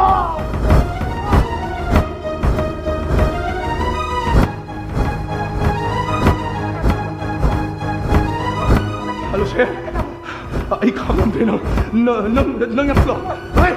Paglaw! Ay! Nang yung musida na kuya. Nang yung musida na nang ay nagkatawag yung Ay paglaw! Ay paglaw! Kung bibiyaro tamo, kung na rin po na magmambo tari, karinang tamo nagkandiribis si po. Ay nang napamsi ka na. Nang napamsi ka na! Ay nagkamang na. Ay may taro on mo do. Nang nayangin niyo siya. Ha? Ay nagkamang na. Ay nasiki mo doon na napamim siya. Ayaw! Tamo! Ay tamo ke waba. Ay yang bangamdi. Ay na tamo ke pun sibukan do pam seven ni. Ay mula na lubigan o tamo. Nang karano! Ayaw! Ay nang inasal niya tamo. Kali! Nang yumsigi ka na ayaw! Ayaw! Nang yumsigi ka na ayaw! Pabong na masamang niya hayo na kambiri ba? Tamo no siya isal hay na nung siya nakaubili ba? Nahaki na sal niya tamo. Nate! Ay gisal na ite. Nang di imong sige tabak syuna na balay ba? Minay na mapusa bayara. Joko sama! Mami, ay yun masigi minay ni. Ado ba ay natawri po na pabong giyat hang na ni. Nang naswami kay kamdem si karigina. Nang opsam no pairga indi ba unag jalay daw rin. Kailan to siya? Ha? Niyo ibang sawa lang na pati siya dagi sa natang tiyog na nagdaw na. Ay, namay lang sila. Ay, kasi di war sapsa na nga sila. Namay lang sila. Namay lang. Karon lang to siya kayo. Ha? Nang umiraw! Natin ka naman makagizim na! Ma, imong sigitan po kiwa ipamay. Kari, apapul na ito ba? Ningdama po sino ipamay! Nang ulay ka nagising kalaga! Ni malag na mimana na hingmang amna na buhon na rin. Siyasta!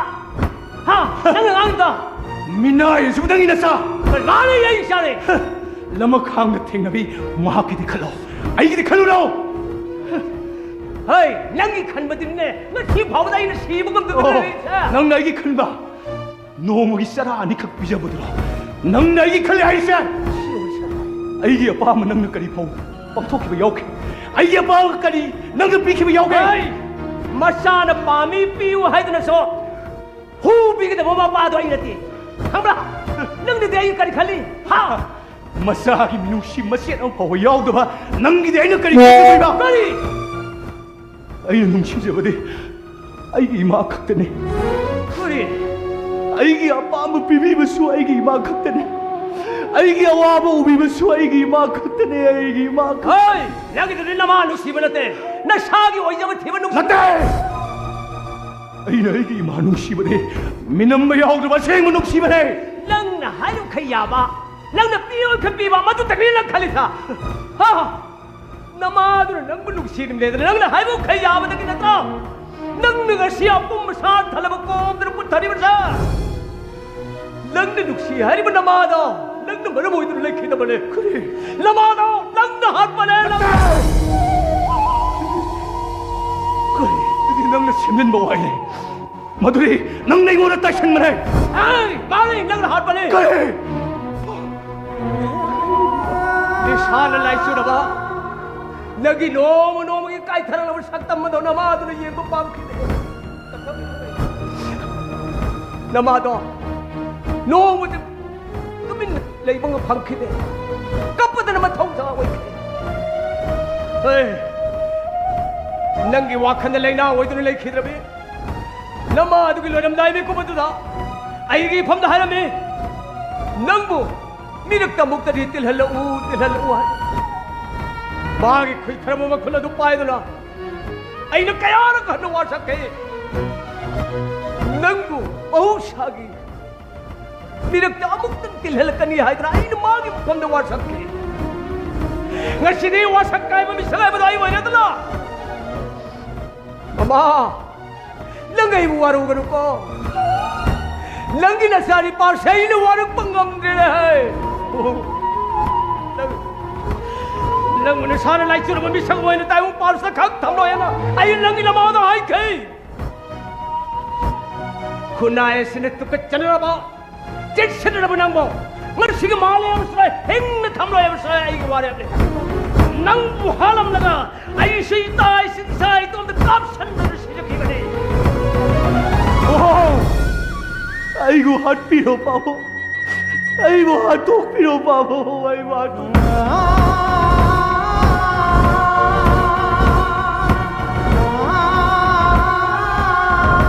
Nagina tawa mo namagi tawa ito na haraw patraw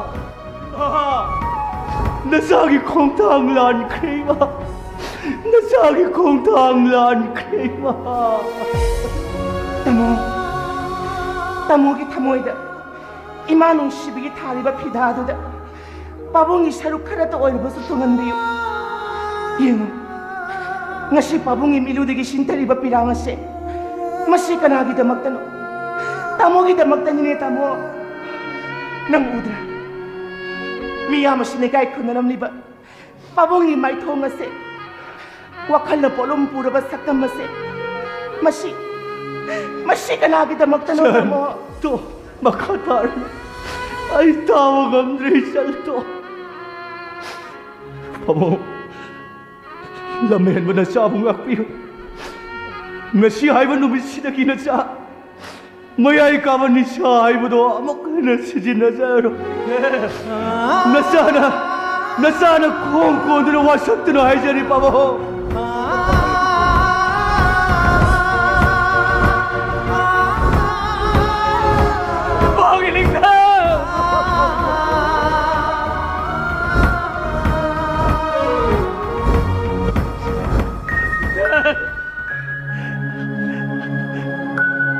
Eba, kadaay tano. 션 크다이다 너 chatlagi 크다이다 aigi pok na pamlamdam kung gangan to da 낭이 염세 타독나게 하이라브로 aigi thaudagi mai thirabine 션 ai chatlagi 션 아이 란크레 아이 아무가 하나 시지나로 이자 낭짠 크라버디 아이 부디 까나나 시에나비가니 아이기 히닥티 까나나 피자비가니 아이기 히닥 샤워 마땀 모이드브로 이자 tamo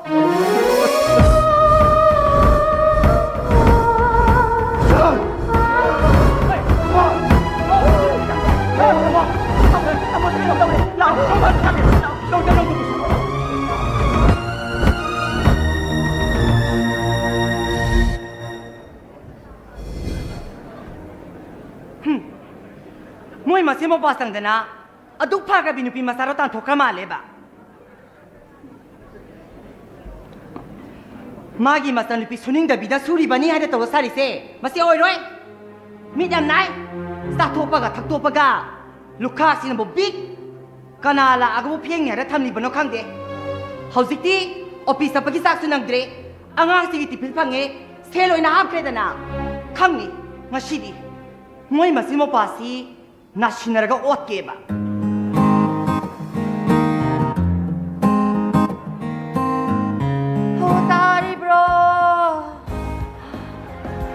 Hotari bro mia Cái đồ cái này.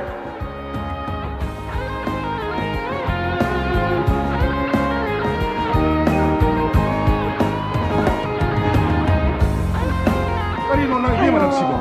Nó bị chụp cái sâu tao làm được lấy xí bộ. Cái gì muốn tao đấy? 사람들의 Cái đồ mà sao cái cái tao đấy năng bộ? Cái đồ cái này. 허수대가 먹다보니 Ai mà hiểu này? cái nó nè Tapi nó mà sao cái cái tao đấy năng bộ? Cái gì nó sụt thun lại xí bộ? nangina sa lupi suninda bisa suri bania ta wasari se masi oi roi ko mi se am nai sangi mama khuzin se ko khini ai dana ne lo ko bla dana Tapi nó mi có lạc thế, nó số cái học sinh nhà đó. Nó cái học sinh nhà đó mà. ai di sangamdre nang oi khara yak sa lo Hiểu này. nang sungamdre ka ne ai mi to pa ma thi ge Thiru nu nong ni yang kisi. Lạc ta yang bido ai mayum sa laga kau ruge ba. Thiru. khang de noi na phana ba silo ai di ne isa si angamde ko si su yam si saning thangi ba su kya phau de hizang di ne nga thong ba yin thong ba ga online dagi order tau khage sak tu ma du ne na sa lu pi se thong alu Đó thì, nang mula sang am de no phil phom sa la ro ha ga. Kari nga thong be thong ba. Ha, kari nga thong be thong ba no. hoi sangam tra ba di ne ahau ba sa ga ta ne ahau ba kari no ne ai mo na khanau de saruk ne lai re bi ne hai da ila lo adu ga ne nagi na sa lu pi se ga ne thau dao Xin bisi, ma xin bisi ko, ma xin bisi de sem bai. Pe lo ni. Ai be ma, ngau bi. Nam ta lo hai. Ai loi kham sa. ai yo yo Ai loi kham sa na na wo mo tau. Ai loi kham sa ni ko. Na tan ta la ga na sang am de na kok si ai se. Na ya pha ba para ne. hoi sangam de hai ro pi ko su ti lau ga ba ni kari no ne Xin ma si ngang si yong ne. Ai ngoi. Nana ma si ma sang am de nga si di office sa la ro ha. Ai si ki ayuk ki chak to nang khar thong to ro. Tau si eng odra. Adu kana insang din na mana nga thong ba yen thong order tau ra. Packet oina lan. Zo thong to so. order do sak shuang no pulap tau bu ya Si ngang si. Kaino? Ina mabunga sa em da hudu dai ne. Ay, yam thuna. hai hau tu tanga ba ta ba de ngana de ki sari ba ma yam to la chalu so na kan tan ga no yen de khara le de na yum pa la ga rak le ni na yum to pa la ga ne tha ba ma ta hai ti hai da ne nu pa ma ni ma phu ra tan ta Kari nu pinu ne ma si bisi ko. Ho thabak suna ba mila haure. Ha. Ay na kayo bi suja doi ba. Chatta na sa dadi isu. Minay loi bangam da manu pa din lai roi. he ai di tha ba pu na ba hai ne i thau sam da ba gi ne mi ne to ka hai da ne thoi ba Sai na ki de he no ni si ma ma ro ma. Ai de muk jang jang ke. Kari hai no.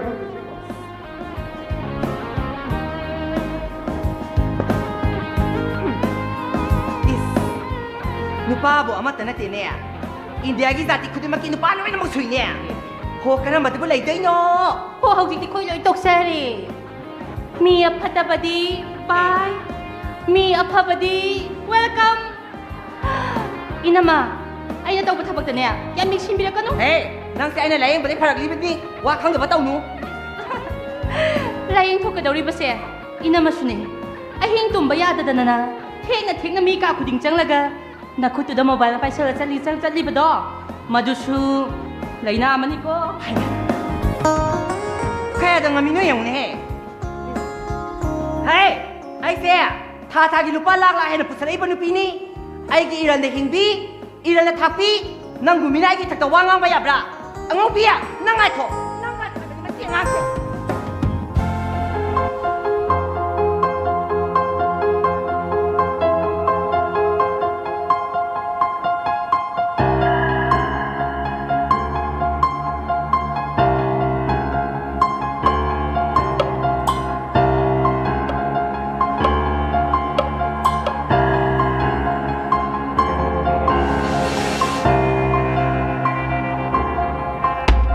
Ay ingbi. Ngasi humni lakti kari. Ay bu warori bro. Ay din nang soy dina halakana ay bisikam. Aduna nang bukaw balak daw. Yung ay ingbi. Ay na haibu ilawadi. Ay na nangi angam mamating pangkani. Si. Ay na haibu ilawadi. Nang nasaw haiba sana sagadoyni. Layu haiba lam laygadoyni. Si. Mansalo si. Seba. Siya to mansalo si.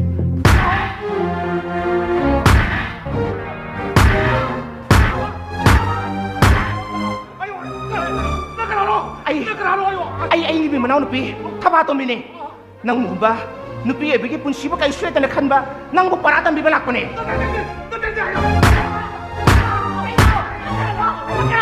Ay ingbi manaw nupi. Tabato mini. Nupi ay bigi punsi ba kay sweta na kan ba?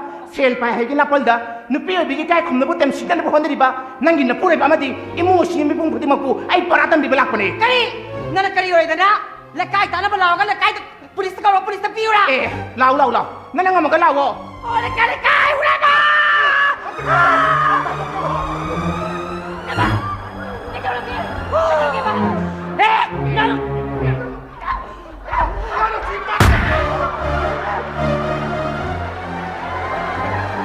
Ay hingbangam sa na bagi dama. Arapo kung nga matigi. Taway masasa pudo na imapom sida lakpa ni. Mi puge, mi hat ke hadro lakpa nate. Nang ginupi ingang lay ba nang na. Ato po nupi magi. Ikay kom na bubu isa tension na buhan ni ba? Nang gisagi bakal do. Nga sidigi tado. Nang sana te miway ba na haibase. Nang kangga do ba ni. Ay lad, Christian. Ay lad. Kayo mo kayo mo na haibili mo dubo! Hey, nupa sina pata buwa kalkala liba. Ato po nupi kalkala liba se. Nupi nang isustaw na ba na ralay. Kari! Ay mo ta na buti yaroy! Kung mapalang na mo bisal Kung tarong haraga tara hala Ay nakamayong imisa na lay doy no! Ado na muli! Ilantin ko na kami balik kami ba! Hey, hang doon lay ba matamda. Nang gi mo se sambal kag daw ni. Sarkagi tabok taw liba se. Nang natomda na tena. Atay miyam sweet may am taw na nina. Aduga, no mati. Imong amagi mo or kadabi ng suni. Nabung no pa. Nana magi makada lay bi habsidi. Makwagi mateng pang kadaw ni. Nasagi na raibakti na sala samsa ka to bane akoy lakami haibadigi nakhogi imung se nungay ay papa imung mo iro aduga isi da piga da ba awa pa samhong khudi ma helping hand sinner ka to bane ay sele Hamnay habay na ma. Ay ko di ka rong tawin Na, eh. tamo. Ay, sorry. Ay, ma. Ina ma. Ang dalay ko. Ayun. Tamo. Ay, nabito masakang eh. Malin na to eh, snay na. Hindi ba kayo tawro no? Inalat sa inasi pag ibalik kayo tawro. Tamo, hospital sa sila. Laom se. Laom. Iyak na ala ko. Yatre!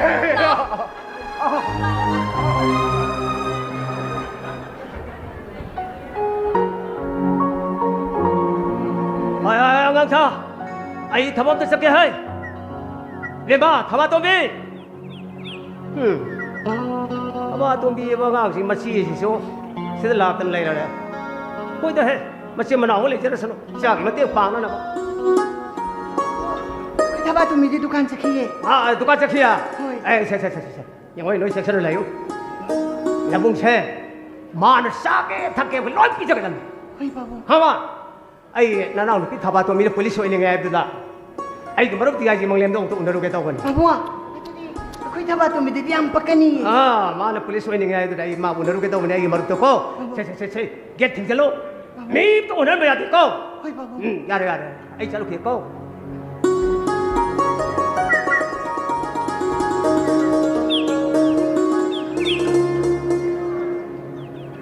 Kaya da ning thijakraba. Haima. Apikpa pukhiri macha. Phamnanaba khangpoksang. Kaya da ning thijariba.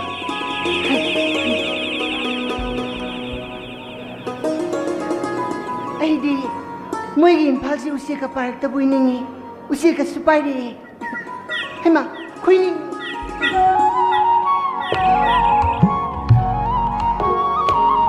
Khoi musina. Lairang sina parak tuna tungleri. Haima, kurangi. Mahausa ng shay, kaloy na buklam ha, chingya damya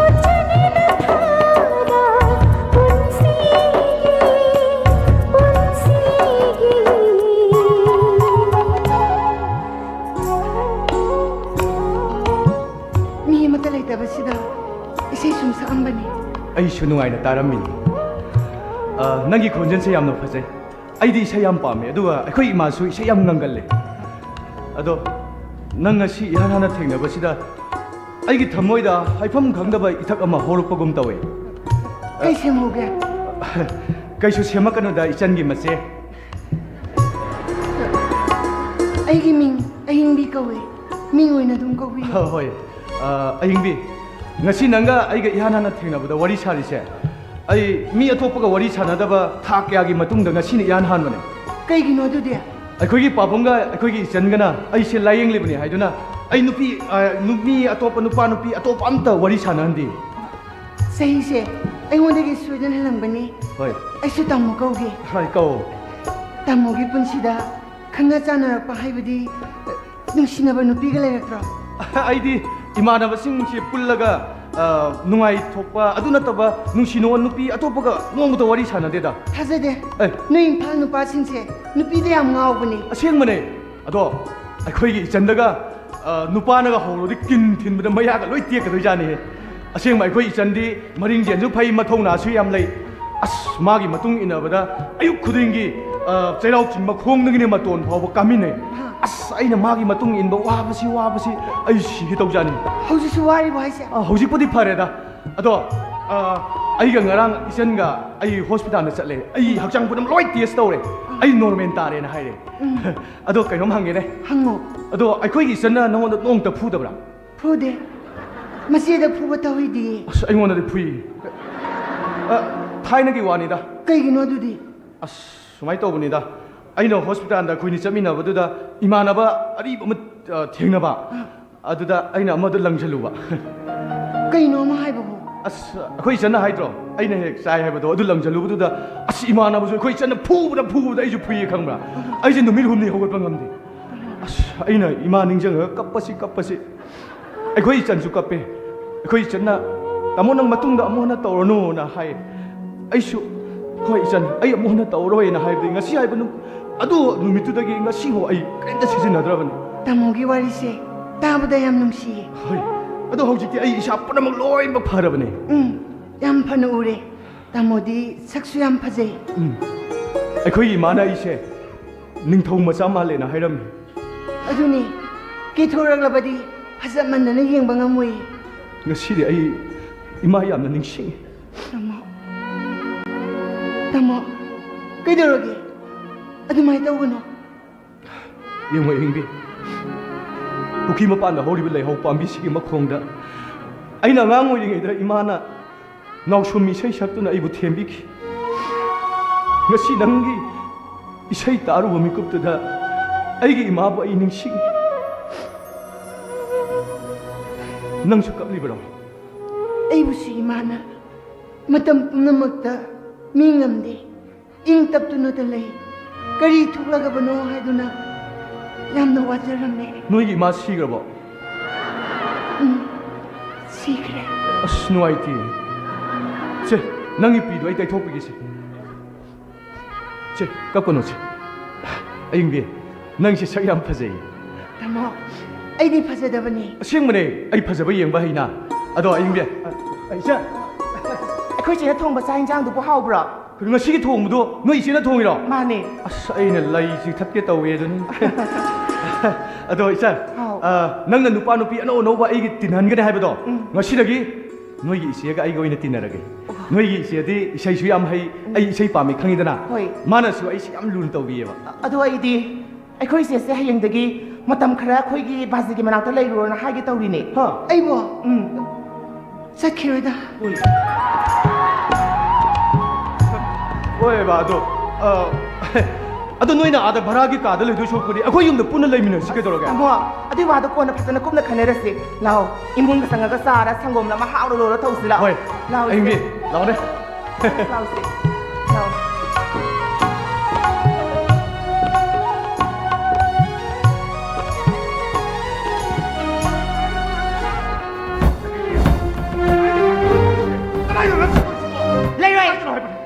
ꯑꯩ ꯅꯪꯒꯤ ꯑꯃꯥꯡꯕ ꯌꯨꯝꯁꯦ ꯁꯨꯡꯂꯩ ꯂꯩꯔꯣꯏ ꯁꯈꯦꯝꯕꯤ ꯏꯄꯥꯝꯗꯁꯨ ꯂꯩꯔꯣꯏ ꯑꯩꯅ ꯂꯩꯕ ꯌꯥꯕ ꯃꯐꯝ ꯑꯃ ꯊꯤꯒꯅꯤ ꯏꯆꯥ ꯅꯨꯄꯥ ꯑꯅꯤꯁꯨ ꯑꯩꯅ ꯄꯨꯈꯤꯒꯅꯤ ꯅꯪꯁꯨ ꯅꯪꯒꯤ ꯑꯄꯥꯝꯕ ꯅꯪꯒꯤ ꯇꯧ ꯌꯥꯔꯦ ꯑꯩꯕꯨ ꯍꯟꯅ ꯍꯟꯅ ꯏꯀꯥꯏ ꯄꯤꯔꯒ ꯁꯛꯍꯦꯟꯕꯤ ꯑꯩ ꯅꯉꯣꯟꯗ ꯂꯥꯟꯈꯤꯅ ꯀꯌꯥꯔꯛ ꯍꯟꯅ ꯍꯥꯏꯈ꯭ꯔꯦꯗꯅ ꯑꯩꯒꯤ ꯑꯁꯨꯛꯄꯗ ꯊꯨꯝ ꯆꯥꯏꯒꯅꯨ ꯑꯩ ꯈꯥꯡꯕ ꯉꯝꯗ꯭ꯔꯦ ꯋꯥꯔꯦ ꯇꯣꯛꯁꯦ ꯍꯥꯏꯕ ꯊꯃꯣꯏꯗ ꯈꯪꯉꯝꯗꯕ ꯑꯋꯥꯕ ꯅꯪꯂꯤꯕ ꯄꯨꯡꯉꯝꯗꯕ ꯆꯩꯔꯥ ꯄꯨꯔꯤꯕꯁꯦ ꯀꯅꯥꯅꯅꯣ ꯍꯥ ꯀꯅꯥꯅꯅꯣ ꯑꯩ ꯏꯁꯛ ꯊꯤꯕꯤ ꯏꯌꯥꯏ ꯂꯩꯇꯕꯤ ꯏꯔꯥ ꯂꯩꯇꯕꯤ ꯅꯨꯄꯤꯁꯨ ꯅꯠꯇꯦ ꯁꯛꯍꯦꯟꯕꯤ ꯑꯩ ꯑꯃ ꯂꯩꯔꯤ ꯈꯪꯅ ꯈꯪꯅ ꯀꯔꯤꯒꯤꯅꯣ ꯍꯥ ꯀꯔꯤꯒꯤꯅꯣ ꯃꯈꯣꯏ ꯇꯥꯃꯣꯅ ꯍꯦꯜꯄꯔ ꯅꯨꯄꯤ ꯑꯗꯨꯕꯨ ꯃꯤ ꯇꯥꯔꯤꯕ ꯌꯥꯔꯦ ꯇꯣꯛꯁꯦ ꯀꯩꯗꯧꯔꯒꯦ ꯅꯪ ꯇꯣꯛꯁꯦ ꯍꯥꯏꯕꯅꯦ ꯅꯪꯅ ꯉꯥꯡꯉꯤ ꯋꯥꯗꯣ ꯃꯤꯅ ꯇꯥꯔꯒ ꯐꯖꯕ ꯋꯥ ꯅꯠꯇꯦ ꯑꯩꯈꯣꯏꯁꯦ ꯀꯔꯤꯅꯤ ꯈꯟꯒꯗꯧꯔꯤꯒꯦ ꯑꯩꯁꯦ ꯀꯔꯤꯅꯤ ꯈꯟꯒꯗꯧꯔꯤꯒꯦ ꯇꯣꯛꯁꯦ ꯍꯥꯏꯕ ꯃꯣꯏ ꯇꯥꯃꯣꯗꯤ ꯐꯖꯗꯕ ꯊꯕꯛꯁꯤꯡꯗꯨ ꯀꯔꯤꯒꯤꯗꯃꯛꯇ ꯇꯧꯔꯝꯅꯤ ꯅꯨꯄꯥꯅꯤ ꯍꯥꯏꯗꯅ ꯅꯊꯧꯅꯥ ꯂꯩꯔꯒ ꯑꯩꯉꯣꯟꯗꯒꯤ ꯍꯦꯟꯕ ꯅꯨꯄꯤ ꯑꯩꯒ ꯆꯥꯡꯗꯝꯅꯕ ꯌꯥꯕ ꯅꯨꯄꯤ ꯑꯃ ꯄꯨꯔꯛꯑꯣ ꯏꯀꯥꯏꯖꯒꯦ ꯑꯗꯨꯗꯤ ꯅꯠꯇꯦ ꯏꯃꯨꯡꯒꯤ ꯂꯨꯈꯥꯛ ꯆꯒꯨꯝ ꯁꯦꯡꯗꯨꯅ ꯐꯠꯇ ꯍꯥꯎꯗꯤ ꯐꯤꯖꯨ ꯐꯤꯖꯥꯝꯗꯨꯅ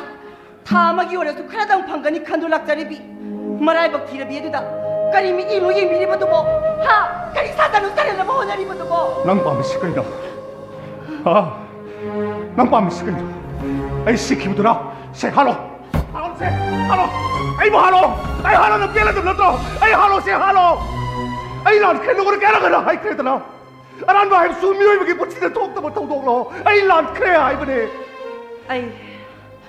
ꯑꯩ ꯃꯣꯏ ꯇꯥꯃꯣꯕꯨ ꯍꯥꯠꯀꯦ ꯍꯥꯏꯗꯅ ꯌꯨꯝꯁꯤꯗ ꯃꯧ ꯑꯣꯏꯅ ꯂꯥꯛꯈꯤꯕꯗꯤ ꯅꯠꯇꯦ ꯑꯩꯅ ꯀꯦꯖ ꯃꯧꯖꯕꯗꯨꯗꯤ ꯇꯥꯃꯣꯒꯤ ꯃꯥꯏꯅꯤ ꯅꯍꯥ ꯑꯣꯏꯕꯒꯤ ꯐꯥꯒꯤ ꯖꯣꯒꯥꯏ ꯈꯔ ꯇꯧꯔꯕꯁꯨ ꯄꯨꯟꯁꯤꯗ ꯑꯁꯣꯏꯕ ꯍꯥꯏꯕ ꯑꯃꯒ ꯑꯔꯥꯟꯕ ꯍꯥꯏꯕ ꯑꯃꯒ ꯑꯅꯤ ꯂꯩꯕꯅꯤ ꯑꯁꯣꯏꯕꯗꯨꯗꯤ ꯈꯪꯍꯧꯗꯅ ꯇꯧꯕꯅꯤ ꯑꯔꯥꯟꯕꯗꯨꯃꯗꯤ ꯈꯪꯅ ꯈꯪꯅ ꯇꯧꯕꯅꯦ ꯃꯗꯨꯗꯅꯦ ꯑꯩꯅ ꯁꯥꯎꯅꯤꯡꯂꯤꯕ ꯑरे ꯇꯣꯛꯁꯤ ꯀꯩꯗꯧꯔꯒꯦ ꯅꯪꯕꯣ ꯑꯩ ꯃꯇꯨꯡꯗ ꯑꯃꯨꯛ ꯍꯟꯅ ꯇꯧꯔꯔꯣꯏꯕ ꯁꯦ ꯍꯥꯏ ꯀꯅꯥꯅꯣꯝ ꯂꯥꯛꯄ ꯃꯥꯜꯂꯤ ꯋꯥꯔꯤꯁꯤ ꯃꯈꯥ ꯇꯥꯔꯒꯨꯝꯁꯤꯀꯣ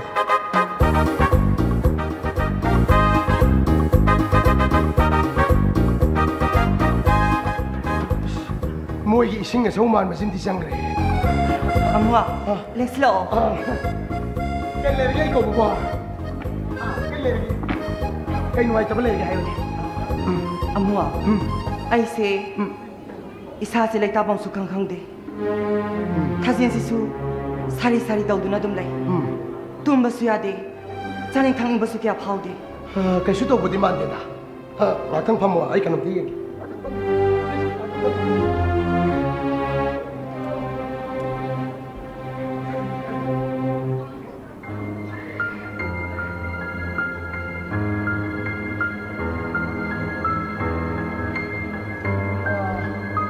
ꯀꯩꯁꯨꯗꯤ ꯇꯧꯕ ꯃꯥꯟꯗꯦ ꯑꯩꯈꯣ ꯅꯪꯕꯨ ꯌꯨꯝꯗ ꯈꯪꯗꯦ ꯑꯣꯐꯤꯁꯇ ꯈꯪꯗꯦ ꯊꯃꯣꯏ ꯁꯣꯛꯄ ꯌꯥꯕ ꯊꯧꯗꯣꯛꯀ ꯊꯣꯛꯈꯤꯕ ꯂꯩꯕ꯭ꯔꯣ ꯑꯩꯒꯤ ꯅꯨꯄꯥꯅ ꯑꯣꯟꯊꯣꯛꯅ ꯏꯀꯥꯏꯅꯤꯡꯉꯥꯏ ꯑꯣꯏꯕ ꯃꯑꯣꯡꯗ ꯏꯃꯨꯡꯗ ꯊꯕꯛ ꯁꯨꯖꯔꯤꯕꯤ ꯍꯦꯜꯄꯔ ꯂꯩꯁꯥꯕꯤ ꯑꯃꯗ ꯅꯨꯄꯤ ꯑꯣꯏꯕꯤꯒꯤ ꯏꯀꯥꯏ ꯈꯨꯝꯅꯕ ꯃꯥꯡꯅꯅꯕ ꯇꯦꯝꯁꯤꯟꯅꯔꯝꯃꯤ ꯐꯔꯦꯁꯦ ꯅꯪ ꯍꯣꯁꯄꯤꯇꯥꯜꯗ ꯑꯝꯇꯪ ꯂꯥꯛꯑꯣ ꯀꯥꯎꯟꯁꯤꯂꯤꯡ ꯑꯝꯇꯪ ꯍꯥꯟꯅ ꯇꯧꯊꯣꯛꯁꯤ ꯑꯩꯈꯣꯏꯁꯦ ꯑꯩꯅ ꯈ꯭ꯋꯥꯏꯗꯒꯤ ꯊꯥꯖꯕ ꯃꯤꯁꯤꯡꯗ ꯑꯩꯅ ꯊꯝꯃꯤꯕ ꯊꯥꯖꯕꯗꯣ ꯍꯦꯛ ꯍꯦꯛ ꯐꯪꯉꯛꯇꯕ ꯃꯇꯝꯗ ꯑꯩꯈꯣꯏꯁꯤ ꯌꯥꯝꯅ ꯁꯥꯎꯕ ꯋꯥꯔꯧꯕ ꯌꯥꯝ ꯇꯧꯒꯜꯂꯤ ꯑꯗꯣ ꯑꯩꯈꯣꯏ ꯈꯔ ꯈꯔꯁꯨ ꯄꯦꯟꯊꯣꯛꯄ ꯇꯝꯒꯗꯕꯅꯤꯀꯣ ꯑꯩ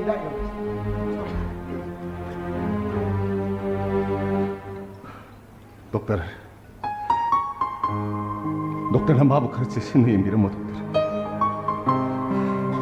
ꯑꯩꯅ ꯃꯔꯝ ꯑꯣꯏꯔꯒ ꯃꯥꯕꯨ ꯌꯥꯝ ꯋꯥꯍꯜꯂꯦ ꯑꯩꯁꯦ ꯏꯀꯥꯏꯕꯅ ꯁꯤꯅꯤꯡꯂꯕꯅꯤ ꯁꯤꯕ ꯌꯥꯄꯣꯟꯇꯦ ꯑꯩꯈꯣꯏ ꯅꯨꯄꯥꯁꯤꯡꯁꯤꯅ ꯑꯩꯒꯤ ꯅꯨꯄꯤꯅ ꯅꯨꯡꯉꯥꯏꯔꯣꯏꯗꯕ ꯂꯩꯔꯒꯗꯤ ꯑꯇꯣꯞꯄ ꯅꯨꯄꯤꯒ ꯃꯔꯤ ꯂꯩꯅꯕ ꯑꯥꯏꯟꯅ ꯐꯥꯎꯕ ꯊꯤꯡꯉꯤꯁꯦ ꯃꯁꯤ ꯑꯇꯩꯒꯤ ꯅꯠꯇꯦ ꯃꯁꯤ ꯗꯤꯄ꯭ꯔꯦꯁꯟ ꯂꯥꯛꯇꯅꯕ ꯑꯆꯧꯕ ꯃꯔꯝ ꯑꯃꯅꯤ ꯍꯥꯏꯅ ꯑꯩꯒꯤ ꯃꯤꯠꯌꯦꯡꯗꯗꯤ ꯑꯗꯨꯃꯥꯏꯅ ꯌꯦꯡꯉꯤ ꯑꯩꯕꯨꯗꯤ ꯑꯩ ꯑꯣꯏꯔꯦ ꯗꯣꯛꯇꯔ ꯗꯣꯛꯇꯔꯅ ꯃꯥꯕꯨꯗꯤ ꯈꯔ ꯆꯦꯛꯁꯤꯟꯅ ꯌꯦꯡꯕꯤꯔꯝꯃꯨꯀꯣ ꯍꯧꯖꯤꯛꯇꯤ ꯁꯥꯎꯅꯕ ꯌꯥꯗ꯭ꯔꯦ ꯍꯧꯖꯤꯛꯇꯤ ꯅꯨꯡꯉꯥꯏ ꯅꯨꯡꯉꯥꯏꯕ ꯋꯥꯔꯤ ꯁꯥꯕꯤꯌꯨ ꯅꯨꯡꯁꯤ ꯅꯨꯡꯁꯤꯕ ꯑꯐꯕ ꯆꯤꯟꯖꯥꯛ ꯆꯥꯕꯤꯌꯨ ꯅꯨꯡꯁꯤ ꯅꯨꯡꯁꯤꯕ ꯋꯥꯔꯤ ꯁꯥꯕꯤꯔꯣ ꯍꯧꯖꯤꯛꯀꯤꯀꯣ ꯀꯔꯝꯍꯥꯏꯅ ꯅꯨꯡꯉꯥꯏꯕ ꯅꯨꯡꯁꯤꯕ ꯋꯥꯔꯤ ꯁꯥꯗꯣꯏꯅꯣ ꯑꯩꯗꯤ ꯃꯁꯛꯁꯦ ꯎꯕꯗꯅꯦ ꯅꯨꯡꯁꯤꯗꯕꯅ ꯍꯨ ꯇꯔꯦ ꯈꯥꯔꯦ ꯉꯥꯏꯈꯣ ꯅꯪ ꯐꯥꯎꯜ ꯇꯥꯔꯦ ꯁꯦꯟꯕꯤ ꯅꯪ ꯐꯥꯎꯜ ꯇꯥꯔꯦ ꯑꯝꯇ ꯉꯥꯏꯈꯣ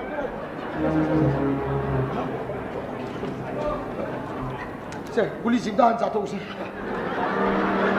ꯁꯣꯝꯗꯪ ꯆꯥꯕꯤꯌꯨ ꯗꯣꯛꯇꯔꯅ ꯍꯤꯗꯥꯛꯁꯨ ꯄꯨꯊꯣꯛꯄꯤꯔꯦ ꯇꯧꯔꯤꯁꯤ MRꯁꯤꯡꯅ ꯄꯤꯔꯝꯕꯅꯦ ꯑꯩꯒꯤ ꯃꯔꯨꯞ ꯋꯥꯈꯜ ꯅꯨꯡꯉꯥꯏꯇꯕꯁꯤꯡꯗ ꯍꯦꯛ ꯄꯤꯕꯅꯦ ꯂꯩꯈꯥꯗ ꯎꯝꯕꯤꯌꯨ ꯑꯦꯛꯁꯟ ꯄꯥꯅꯕ ꯂꯩꯈꯥꯗ ꯎꯝꯕꯤꯌꯨ ꯎꯝꯕꯤꯌꯨ ꯑꯉꯧꯕꯤꯗꯤ ꯎꯗꯦꯗ ꯗꯣꯛꯇꯔ ꯑꯩꯈꯣꯏ ꯏꯆꯟꯅꯨꯄꯤ ꯑꯉꯧꯕꯤꯁꯦ ꯗꯣꯛꯇꯔꯅ ꯂꯥꯌꯦꯡꯕꯗꯤ ꯍꯧꯖꯤꯛꯁꯦ ꯄꯨꯡꯐ ꯐꯔꯕꯅꯦ ꯗꯣꯛꯇꯔ ꯃꯅꯝ ꯑꯃ ꯁꯥ ꯉꯝꯗ꯭ꯔꯦ ꯍꯥꯏꯕꯁꯤꯗ ꯏꯃꯨꯡ ꯃꯅꯨꯡꯒꯤ ꯊꯕꯛ ꯏꯪꯈꯥꯡꯒꯁꯦ ꯃꯥꯅ ꯂꯣꯏ ꯁꯨꯔꯤꯕꯅꯦ ꯗꯣꯛꯇꯔ ꯑꯃꯨꯛ ꯃꯆꯥ ꯀꯩꯅꯣ ꯅꯪꯒꯤ ꯍꯤꯗꯥꯛꯁꯤꯗꯤ ꯋꯥꯈꯜ ꯃꯅꯨꯡꯗ ꯂꯩꯔꯝꯕ ꯄꯨꯝꯅꯃꯛ ꯁ꯭ꯋꯥꯏ ꯔꯤꯂꯦꯛꯁ ꯇꯧꯕꯤꯌꯨ ꯑꯩ ꯍꯤꯗꯥꯛ ꯏꯖꯔꯝꯒꯦ ꯉꯥꯛꯇꯪ ꯕꯦꯠꯇ ꯄꯣꯊꯥꯕꯤꯌꯨ ꯌꯥꯝ ꯐꯤꯡꯕꯤꯒꯅꯨ ꯉꯥꯛꯇꯪ ꯄꯣꯊꯥꯕꯤꯌꯨ ꯔꯤꯂꯦꯛꯁ ꯅꯪꯒꯤ ꯍꯤꯗꯥꯛꯁꯤꯗꯤ ꯁꯥꯎꯅꯤꯡꯂꯝꯕꯒ ꯂꯣꯏ ꯃꯥꯡꯈ꯭ꯔꯦ ꯑꯩ ꯏꯃꯨꯡ ꯆꯪꯉꯒꯦ ꯏꯅꯥꯎꯅꯨꯄꯤ ꯀꯧꯊꯣꯔꯛꯀꯦ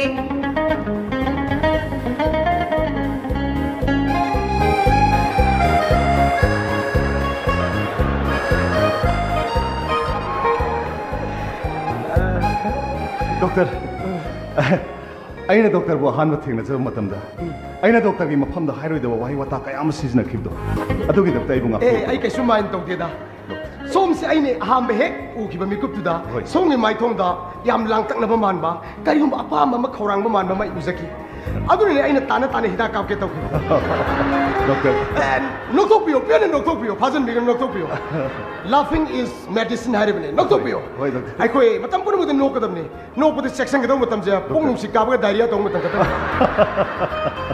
ꯍꯣꯏ ꯗꯣꯛꯇꯔ ꯉꯥꯛꯇꯪ ꯂꯦꯡꯁꯤꯟꯕꯤꯌꯣ ꯑꯩ ꯏꯆꯟꯅꯨꯄꯤ ꯀꯧꯊꯣꯛꯆꯔꯛꯀꯦ ꯉꯥꯛꯇꯪ ꯂꯦꯡꯁꯤꯟꯕꯤꯌꯣ ꯗꯣꯛꯇꯔ ꯍꯜꯂꯣꯕꯤ ꯀꯧꯊꯔꯣ ꯃꯥꯅ ꯌꯥꯝ ꯃꯔꯨ ꯑꯣꯏꯔꯤꯁꯤ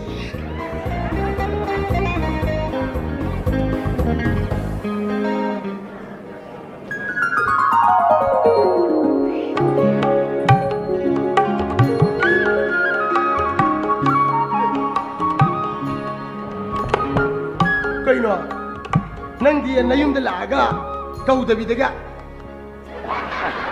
ꯌꯥꯝ ꯆꯥꯎꯊꯣꯛꯏꯀꯣ ꯗꯣꯛꯇꯔꯁꯦ ꯌꯥꯝ ꯐꯩ ꯋꯥꯕꯗ ꯗꯣꯛꯇꯔꯒꯤ ꯍꯤꯗꯥꯛ ꯆꯥꯡ ꯅꯥꯏꯅ ꯆꯥꯕꯗ ꯀꯨꯏꯅ ꯄꯨꯛꯅꯤꯡ ꯋꯥꯕꯁꯨ ꯉꯝꯗꯦ ꯑꯩ ꯏꯇꯣꯝꯇ ꯈꯜꯂꯤꯅꯦ ꯑꯁꯨꯛ ꯐꯕꯁꯤꯕꯨ ꯀꯔꯝꯃꯥꯏꯅ ꯀꯥꯏꯅꯗꯣꯏꯅꯣ ꯀꯥꯏꯅꯔꯣꯏ ꯍꯧꯖꯤꯛꯇꯤ ꯅꯆꯤꯟꯕꯥꯟ ꯇꯦꯅꯋꯥꯒ ꯃꯥꯜꯂꯝꯕꯗꯨ ꯐꯖꯕ ꯃꯆꯨꯒ ꯁꯪꯗꯅ ꯃꯩꯇꯩꯒꯤ ꯐꯖꯕ ꯐꯤꯖꯦꯠꯀ ꯁꯦꯠꯂꯝꯕꯁꯤꯗ ꯑꯩꯗꯤ ꯄꯨꯡꯉꯥꯎꯕꯨ ꯉꯥꯎꯔꯕꯅꯤ ꯑꯩ ꯉꯁꯤꯃꯛ ꯄꯨꯔꯁꯤꯅ ꯈꯟꯕꯅꯤ ꯑꯗꯨꯕꯨ ꯅꯣꯏ ꯅꯕꯨꯡꯒ ꯅꯅꯝꯃꯒꯁꯦ ꯗꯤꯄ꯭ꯔꯦꯁꯟ ꯌꯧꯅꯔꯝꯃꯦ ꯊꯥ ꯑꯃꯇꯪ ꯈꯤꯇꯪ ꯅꯦꯝꯗꯒꯤꯁꯅꯨ ꯑꯗꯨꯒ ꯑꯩ ꯅꯪꯕꯨ ꯄꯨꯔꯗꯕꯅꯤ ꯃꯗꯨ ꯌꯥꯔꯣꯏꯌꯦ ꯗꯣꯛꯇꯔ ꯑꯩ ꯀꯞꯅꯤꯡꯕ ꯂꯣꯏꯔꯦ ꯀꯩꯅꯣ ꯅꯣꯏ ꯅꯕꯨꯡꯒ ꯅꯅꯝꯃꯒꯗꯤ ꯀꯔꯤꯝ ꯈꯜꯂꯨꯔꯅꯨ ꯍꯧꯖꯤꯛꯇꯤ ꯑꯩꯅ ꯍꯥꯏꯕ ꯃꯣꯏ ꯂꯣꯏ ꯌꯥꯔꯗꯕꯅꯤ ꯈꯪꯉꯕꯣ ꯃꯣꯏ ꯑꯅꯤꯕꯨꯗꯤ ꯍꯥꯟꯅꯗꯤ ꯍꯧꯅ ꯗꯣꯛꯇꯔꯕꯨ ꯑꯗꯨꯝ ꯌꯥ ꯂꯩꯕꯅꯤ ꯀꯩꯅꯣ ꯃꯣꯏꯅ ꯌꯥꯔꯗꯤ ꯋꯥ ꯂꯣꯏꯔꯦ ꯀꯩꯅꯣ ꯅꯪ ꯌꯥꯔꯦ ꯑꯩ ꯌꯥꯔꯦ ꯍꯥ ꯍꯧꯖꯤꯛꯇꯤ ꯅꯪ ꯅꯥꯕꯁꯨ ꯐꯔꯦ ꯑꯩ ꯍꯧꯖꯤꯛ ꯂꯨꯍꯣꯡꯉꯁꯨ ꯌꯥꯔꯕꯅꯤ ꯀꯩꯗꯧꯔꯒꯦ ꯀꯩꯝ ꯋꯥꯔꯨꯔꯅꯨ ꯀꯩꯗꯧꯔꯒꯦ ꯃꯗꯨ ꯌꯥꯔꯣꯏ ꯍꯥꯏꯕꯅꯤ ꯗꯣꯛꯇꯔ ꯅꯪꯕꯣ ꯀꯩꯒꯤ ꯑꯩꯒꯤ ꯑꯍꯟ ꯍꯟꯕꯤ ꯑꯦꯛꯁꯇꯣ ꯃꯣꯏ ꯃꯃꯥꯅ ꯑꯩꯕꯨ ꯎꯔꯨꯕꯗꯒꯤ ꯍꯔꯥꯎꯖꯕꯅ ꯃꯛꯇꯨꯕ ꯂꯣꯏꯈ꯭ꯔꯦ ꯃꯆꯥꯅꯨꯄꯥꯒ ꯂꯥꯛꯑꯝꯃꯦ ꯀꯩꯗꯧꯕ ꯃꯆꯥꯅꯨꯄꯥꯗꯣ ꯍꯧꯖꯤꯛꯁꯨ ꯑꯩꯒꯤ ꯋꯥꯈꯜꯗ ꯈꯟꯗꯨꯅ ꯑꯗꯨꯝ ꯂꯩ ꯍꯥꯏ ꯃꯍꯥꯛꯅ ꯄꯥꯝꯖꯕ ꯃꯩꯇꯩ ꯅꯨꯄꯤꯗꯤ ꯑꯁꯤꯗ ꯂꯩꯔꯝꯅꯦ ꯍꯥꯏꯗꯨꯅ ꯍꯔꯥꯎꯖꯕꯅ ꯀꯞꯄꯗꯨꯗ ꯑꯩꯁꯨ ꯌꯥꯎꯊꯣꯛꯎꯔꯦ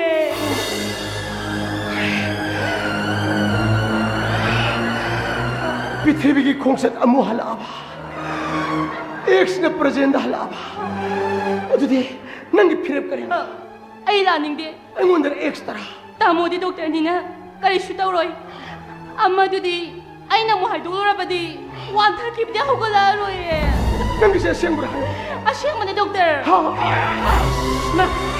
ꯀꯩꯗꯧꯔꯒꯦ ꯗꯣꯛꯇꯔ ꯅꯨꯡꯁꯤꯕꯒꯤ ꯆꯩꯅꯥꯁꯤꯗꯤ ꯊꯃꯣꯏꯗ ꯖꯤꯡ ꯂꯧꯔꯒ ꯀꯣꯛꯇ ꯄꯪ ꯀꯥꯕꯅꯤꯅ ꯁꯤꯗꯤ ꯑꯩꯁꯨ ꯒꯨꯂꯤ ꯆꯥꯗ ꯌꯥꯔꯣꯏꯗꯧꯔꯤ ꯁꯤꯗꯤ ꯀꯩꯅꯣ ꯏꯃꯥ ꯗꯣꯛꯇꯔꯁꯨ ꯒꯨꯂꯤ ꯆꯥꯔꯕꯣ ꯑꯩꯁꯨ ꯅꯪꯒꯨꯝꯕ ꯃꯤꯅꯤ ꯂꯪꯂꯥ ꯇꯠꯂꯕ ꯇꯦꯂꯪꯒꯥꯗꯣ ꯋꯥꯡꯅ ꯄꯥꯏꯕꯗꯣ ꯑꯩꯅ ꯇꯠꯂꯦꯅ ꯑꯩꯅ ꯁꯝꯖꯜꯂꯨꯏ ꯑꯗꯨꯕꯨꯗꯤ ꯄꯨꯝꯅꯃꯛ ꯑꯔꯦꯝꯕ ꯇꯥꯔꯦ ꯗꯣꯛꯇꯔ ꯑꯩꯈꯣꯏꯅꯤ ꯃꯊꯪ ꯃꯄꯣꯛꯇ ꯑꯣꯏꯅ ꯊꯦꯡꯅꯔꯁꯦ ꯃꯊꯪ ꯃꯄꯣꯛ ꯍꯥꯏꯁꯦ ꯂꯩ ꯂꯩꯇꯦꯁꯨ ꯈꯪꯗ ꯃꯊꯪꯒꯤ ꯃꯄꯣꯛꯇ ꯂꯤꯜ ꯑꯣꯏꯅ ꯄꯣꯛꯅꯦꯁꯨ ꯈꯪꯗ ꯀꯥꯡ ꯑꯣꯏꯅ ꯄꯣꯛꯅꯦꯁꯨ ꯈꯪꯗ ꯇꯥꯃꯣ ꯑꯩꯈꯣꯏꯅꯤ ꯀꯥꯏꯅꯔꯁꯦ ꯁꯤꯗꯤ ꯒꯨꯂꯤ ꯆꯥꯅꯤ ꯆꯥꯗ ꯌꯥꯔꯣꯏꯗꯧꯔꯤ ꯁꯤꯗꯤ ꯑꯩꯅ ꯌꯥꯝ ꯍꯦꯟꯖꯜꯂꯦ ꯁꯤꯗꯤ ꯀꯃꯥꯏꯅ ꯇꯧꯔꯤꯖꯥꯠꯅꯣ ꯉꯥꯛꯇ ꯄꯣꯊꯥꯕꯤꯌꯣ ꯉꯥꯛꯇ ꯄꯣꯊꯥꯕꯤꯌꯣ ꯍꯥꯏꯕ ꯑꯩ ꯆꯠꯂꯒꯦ ꯅꯪ ꯂꯩꯍꯧꯔꯣ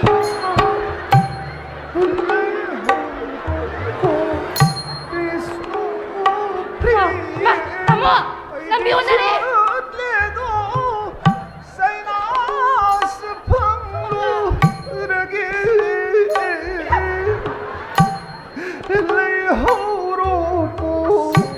ꯂꯝꯕꯤ ꯎꯅꯔꯦ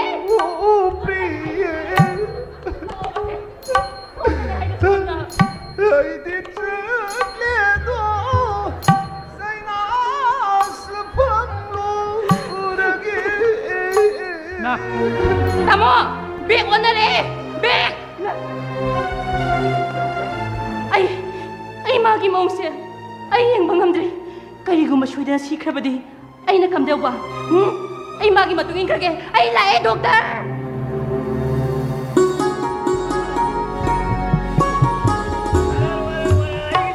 mahuksaagi punsina halakpasini nungara ngasiri nga asawa mo leire lagi isa sa min na biya nisagi mayayna pangsilladna angang masagi matawagum tawra madu pumlamat kokha doctor na sahi mo layeng laga phagani hairam baduna magi maru ari ba khara muk thengna tha manga mga muksonta leba bacha sa masigi layeng siri pagya diko कुदकी छत पाई नहीं मछली ए उदा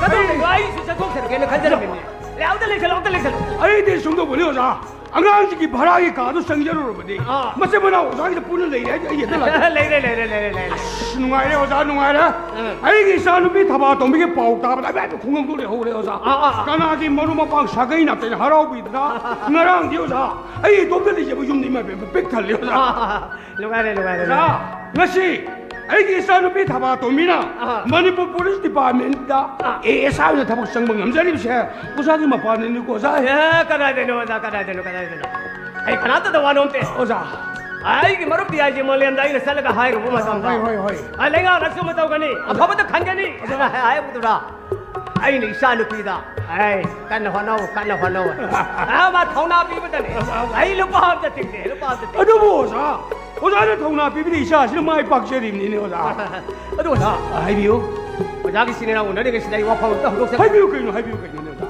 अफम सियाई अंगांग सिंग ममांग दा संगे ꯍꯧꯗꯣꯛꯄꯤꯌꯨ ꯑꯣꯖꯥ ꯍꯧꯗꯣꯛ Nima, ay, haba to bea, la, labung ning dia na ba ning to tholo. Dagi sa si otho na khena khaya ni se. ꯑꯣꯖꯥ ꯕꯣ Amane ingi ba tapi ba amana.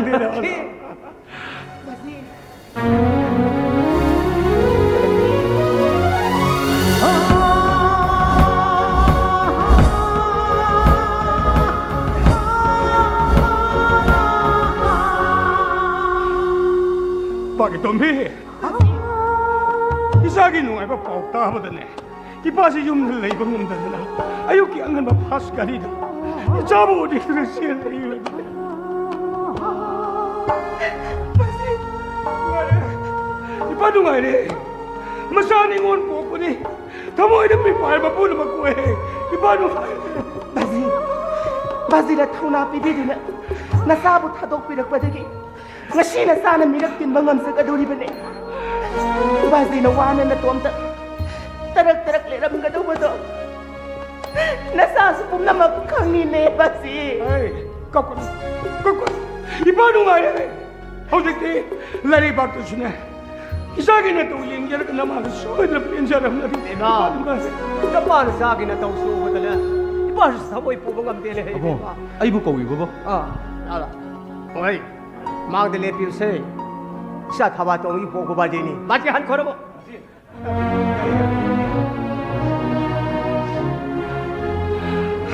Sadi singlemida. Nangi pawong ni mataw kumdana. Lepang miyama sila sakang mamiya mauyo ko. Oja. Ngasi khoi mayam pun na thengna bagi nungai ra mi ku basada. Ozabo. La khoi ani bo ai na ko thoi se. Ai wa phom wa hodok. Haibi, ozana hawdok mo apam ja pa bangak. Oja. Haibi. Ai gi sani pa na mau sa gi put sida hajalak pa. Mo sida ina mo pa mo ina. Ma gi ni pa mo bagi thauda. Oza. Nu ho bi re ge ne khanjani ba. Ye, kay no na oza. Madode punsi de pangguk to ba ya. Aduna ai gi pungning na. Ai gi wa khal na khanjari bana. Ozabo. Ai gi sa gi ta natana. Ai gi mu manu ya wa na kaya ta saru ya labi. Isa ta ba to mi se. Ai gi mu jere ge ne khanjari bo ja. Ho. Lagi wa khal na kari. Ai Ozana takpiri bodo. Ay gidi lai ba phabani. bazi Adobo. Angang singri punging wakan de kari lai de ge hai bodo. Madu masu khangjening ido oza. hoi chami. 바지 아이 이전 무야 없는 놈시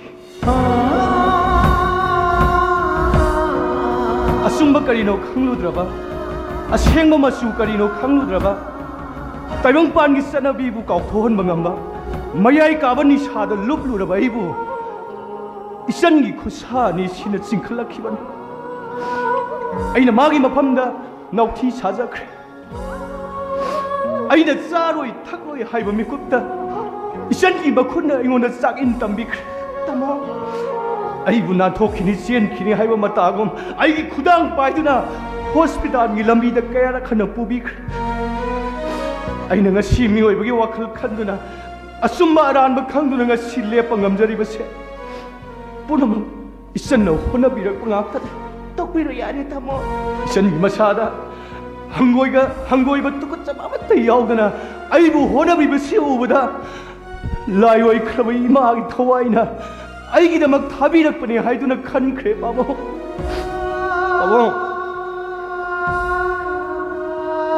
아이기 이살세 아이기 분식이 이살로이나 너막 레한비오 바보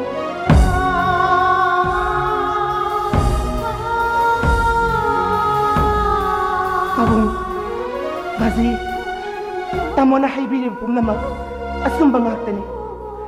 Aigi punshide tawo moina, tamo bo senazarak pada, aigi pukningda, aigi tamoida, itag ipom amatagi sapu yaukide.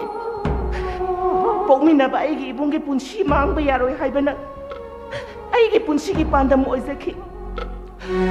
Tamo ga aiga lainari ba maridi, tay thokpa, nan thokpa thadok pada. मुल्लरदब मचुना चेकना संख्रब मियोइबा अमना मियोइबा अमगिदमक सेमख्रबली पुल अमने तामोगा आइगा लैनरिबा मरि एसिदा आई अतोप मचु अमत्त यानसिनबा पामजदे पाबुंगा बाजिगना यानरिबो अफमदो हंदोकपियु तामोबु आइगी पुनसिगी बुंग ओइना अदुमक लेहनबियो पाबुं 어떠데 아이는 남기 나봉보 연판 분시도 콩다 할라게 랩로바 아이기 와리버시디 마땀 카라 한도가 따라봐 Pabong, madugidamagta nasana taurang hana pumna magsinbaloy zari. Taurang asu silam laga. Aigi iray paga sida. Nupiyoy bigi mapamda sa thayriba miyoy minay kanna ba. Amadi, miyoy bigi punshibu manghala na ba thorak iba. Mayay ka ba ni shagi mayokta. Drug ting bigi lampamda. Punshi ese. Pulis tamoy na tongsin jakrage Pabong.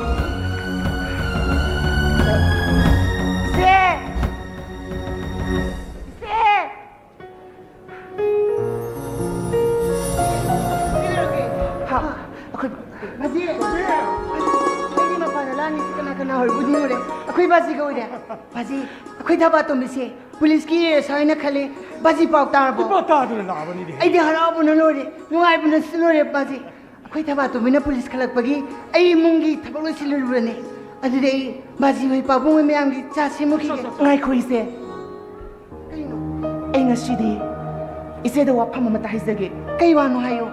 Karigino nang ngasi ingonda wa haibada ikoi koi dubo adu ise aina haigidirbo wase ise so soidana maki habiyu ko kai wano hayo ba Pabong bazi tamona na ba pharak laba matamda aini sebu tamoga tina hanki makhoi ani gi thamo ani manazaba aseng munung shibado ai pumna mok ure Pabonga bazi gana nasabu thamo shinga nung shiba makta oiregadi aina haizabu wa phamse 소이드네 인비유코 그래노 하이네 하이네 타모가 이세가기 윤반베기 분시부 누와에 페나레이나나바 파붕가 바지가나 야이파 타우살 비비라모 이세 파붕가 바지가 보크이람비요 타모 시아비요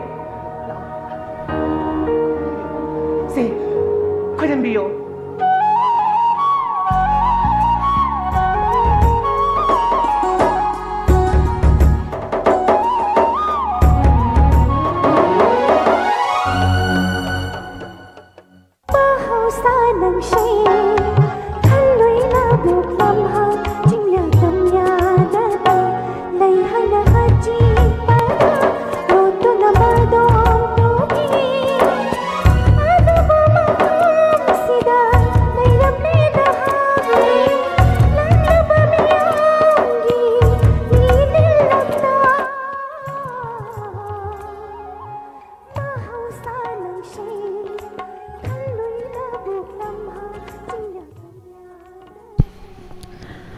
ꯇꯧꯕꯤꯔꯦ ꯁꯨꯃꯥꯏ ꯂꯤꯂꯥ ꯃꯨꯠꯂꯔꯣꯏꯗꯕ ꯃꯆꯨ ꯂꯤꯂꯥ ꯁꯥꯟꯅꯕꯤꯈꯤꯕ peacemaker artist ꯑꯦꯁꯣꯁꯤꯌꯦꯁꯟꯒꯤ ꯂꯤꯂꯥ ꯀꯥꯡꯕꯨ ꯊꯧꯔꯝ ꯁꯟꯗꯣꯛꯆꯔꯤꯕ ꯑꯁꯤ 90.0 ꯃꯦꯒꯥꯍꯔꯁꯇ ꯁꯟꯗꯣꯛꯆꯔꯤꯕ ꯋꯥꯍꯪ ꯔꯦꯗꯤꯑꯣꯒꯤ ꯃꯈꯜ ꯃꯊꯦꯜꯒꯤ ꯊꯧꯔꯝꯁꯤꯡꯅꯤ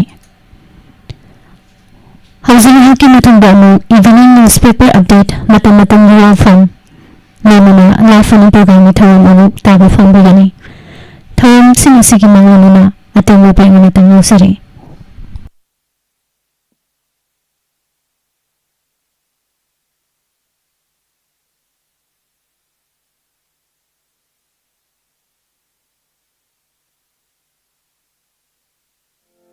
Nungairaba Paujel, Leichal Ayush Clinic and Pharmacy, Advanced Diabetes Healing and Wellness Center, Sagolban Salam Lekai, Mamang Lirak, Jiri Parking. Mafamasida, Ayuki Pung Mapandagina, Pung Manga Paubagi, Lying Magi Kudong Shabadu Pizari.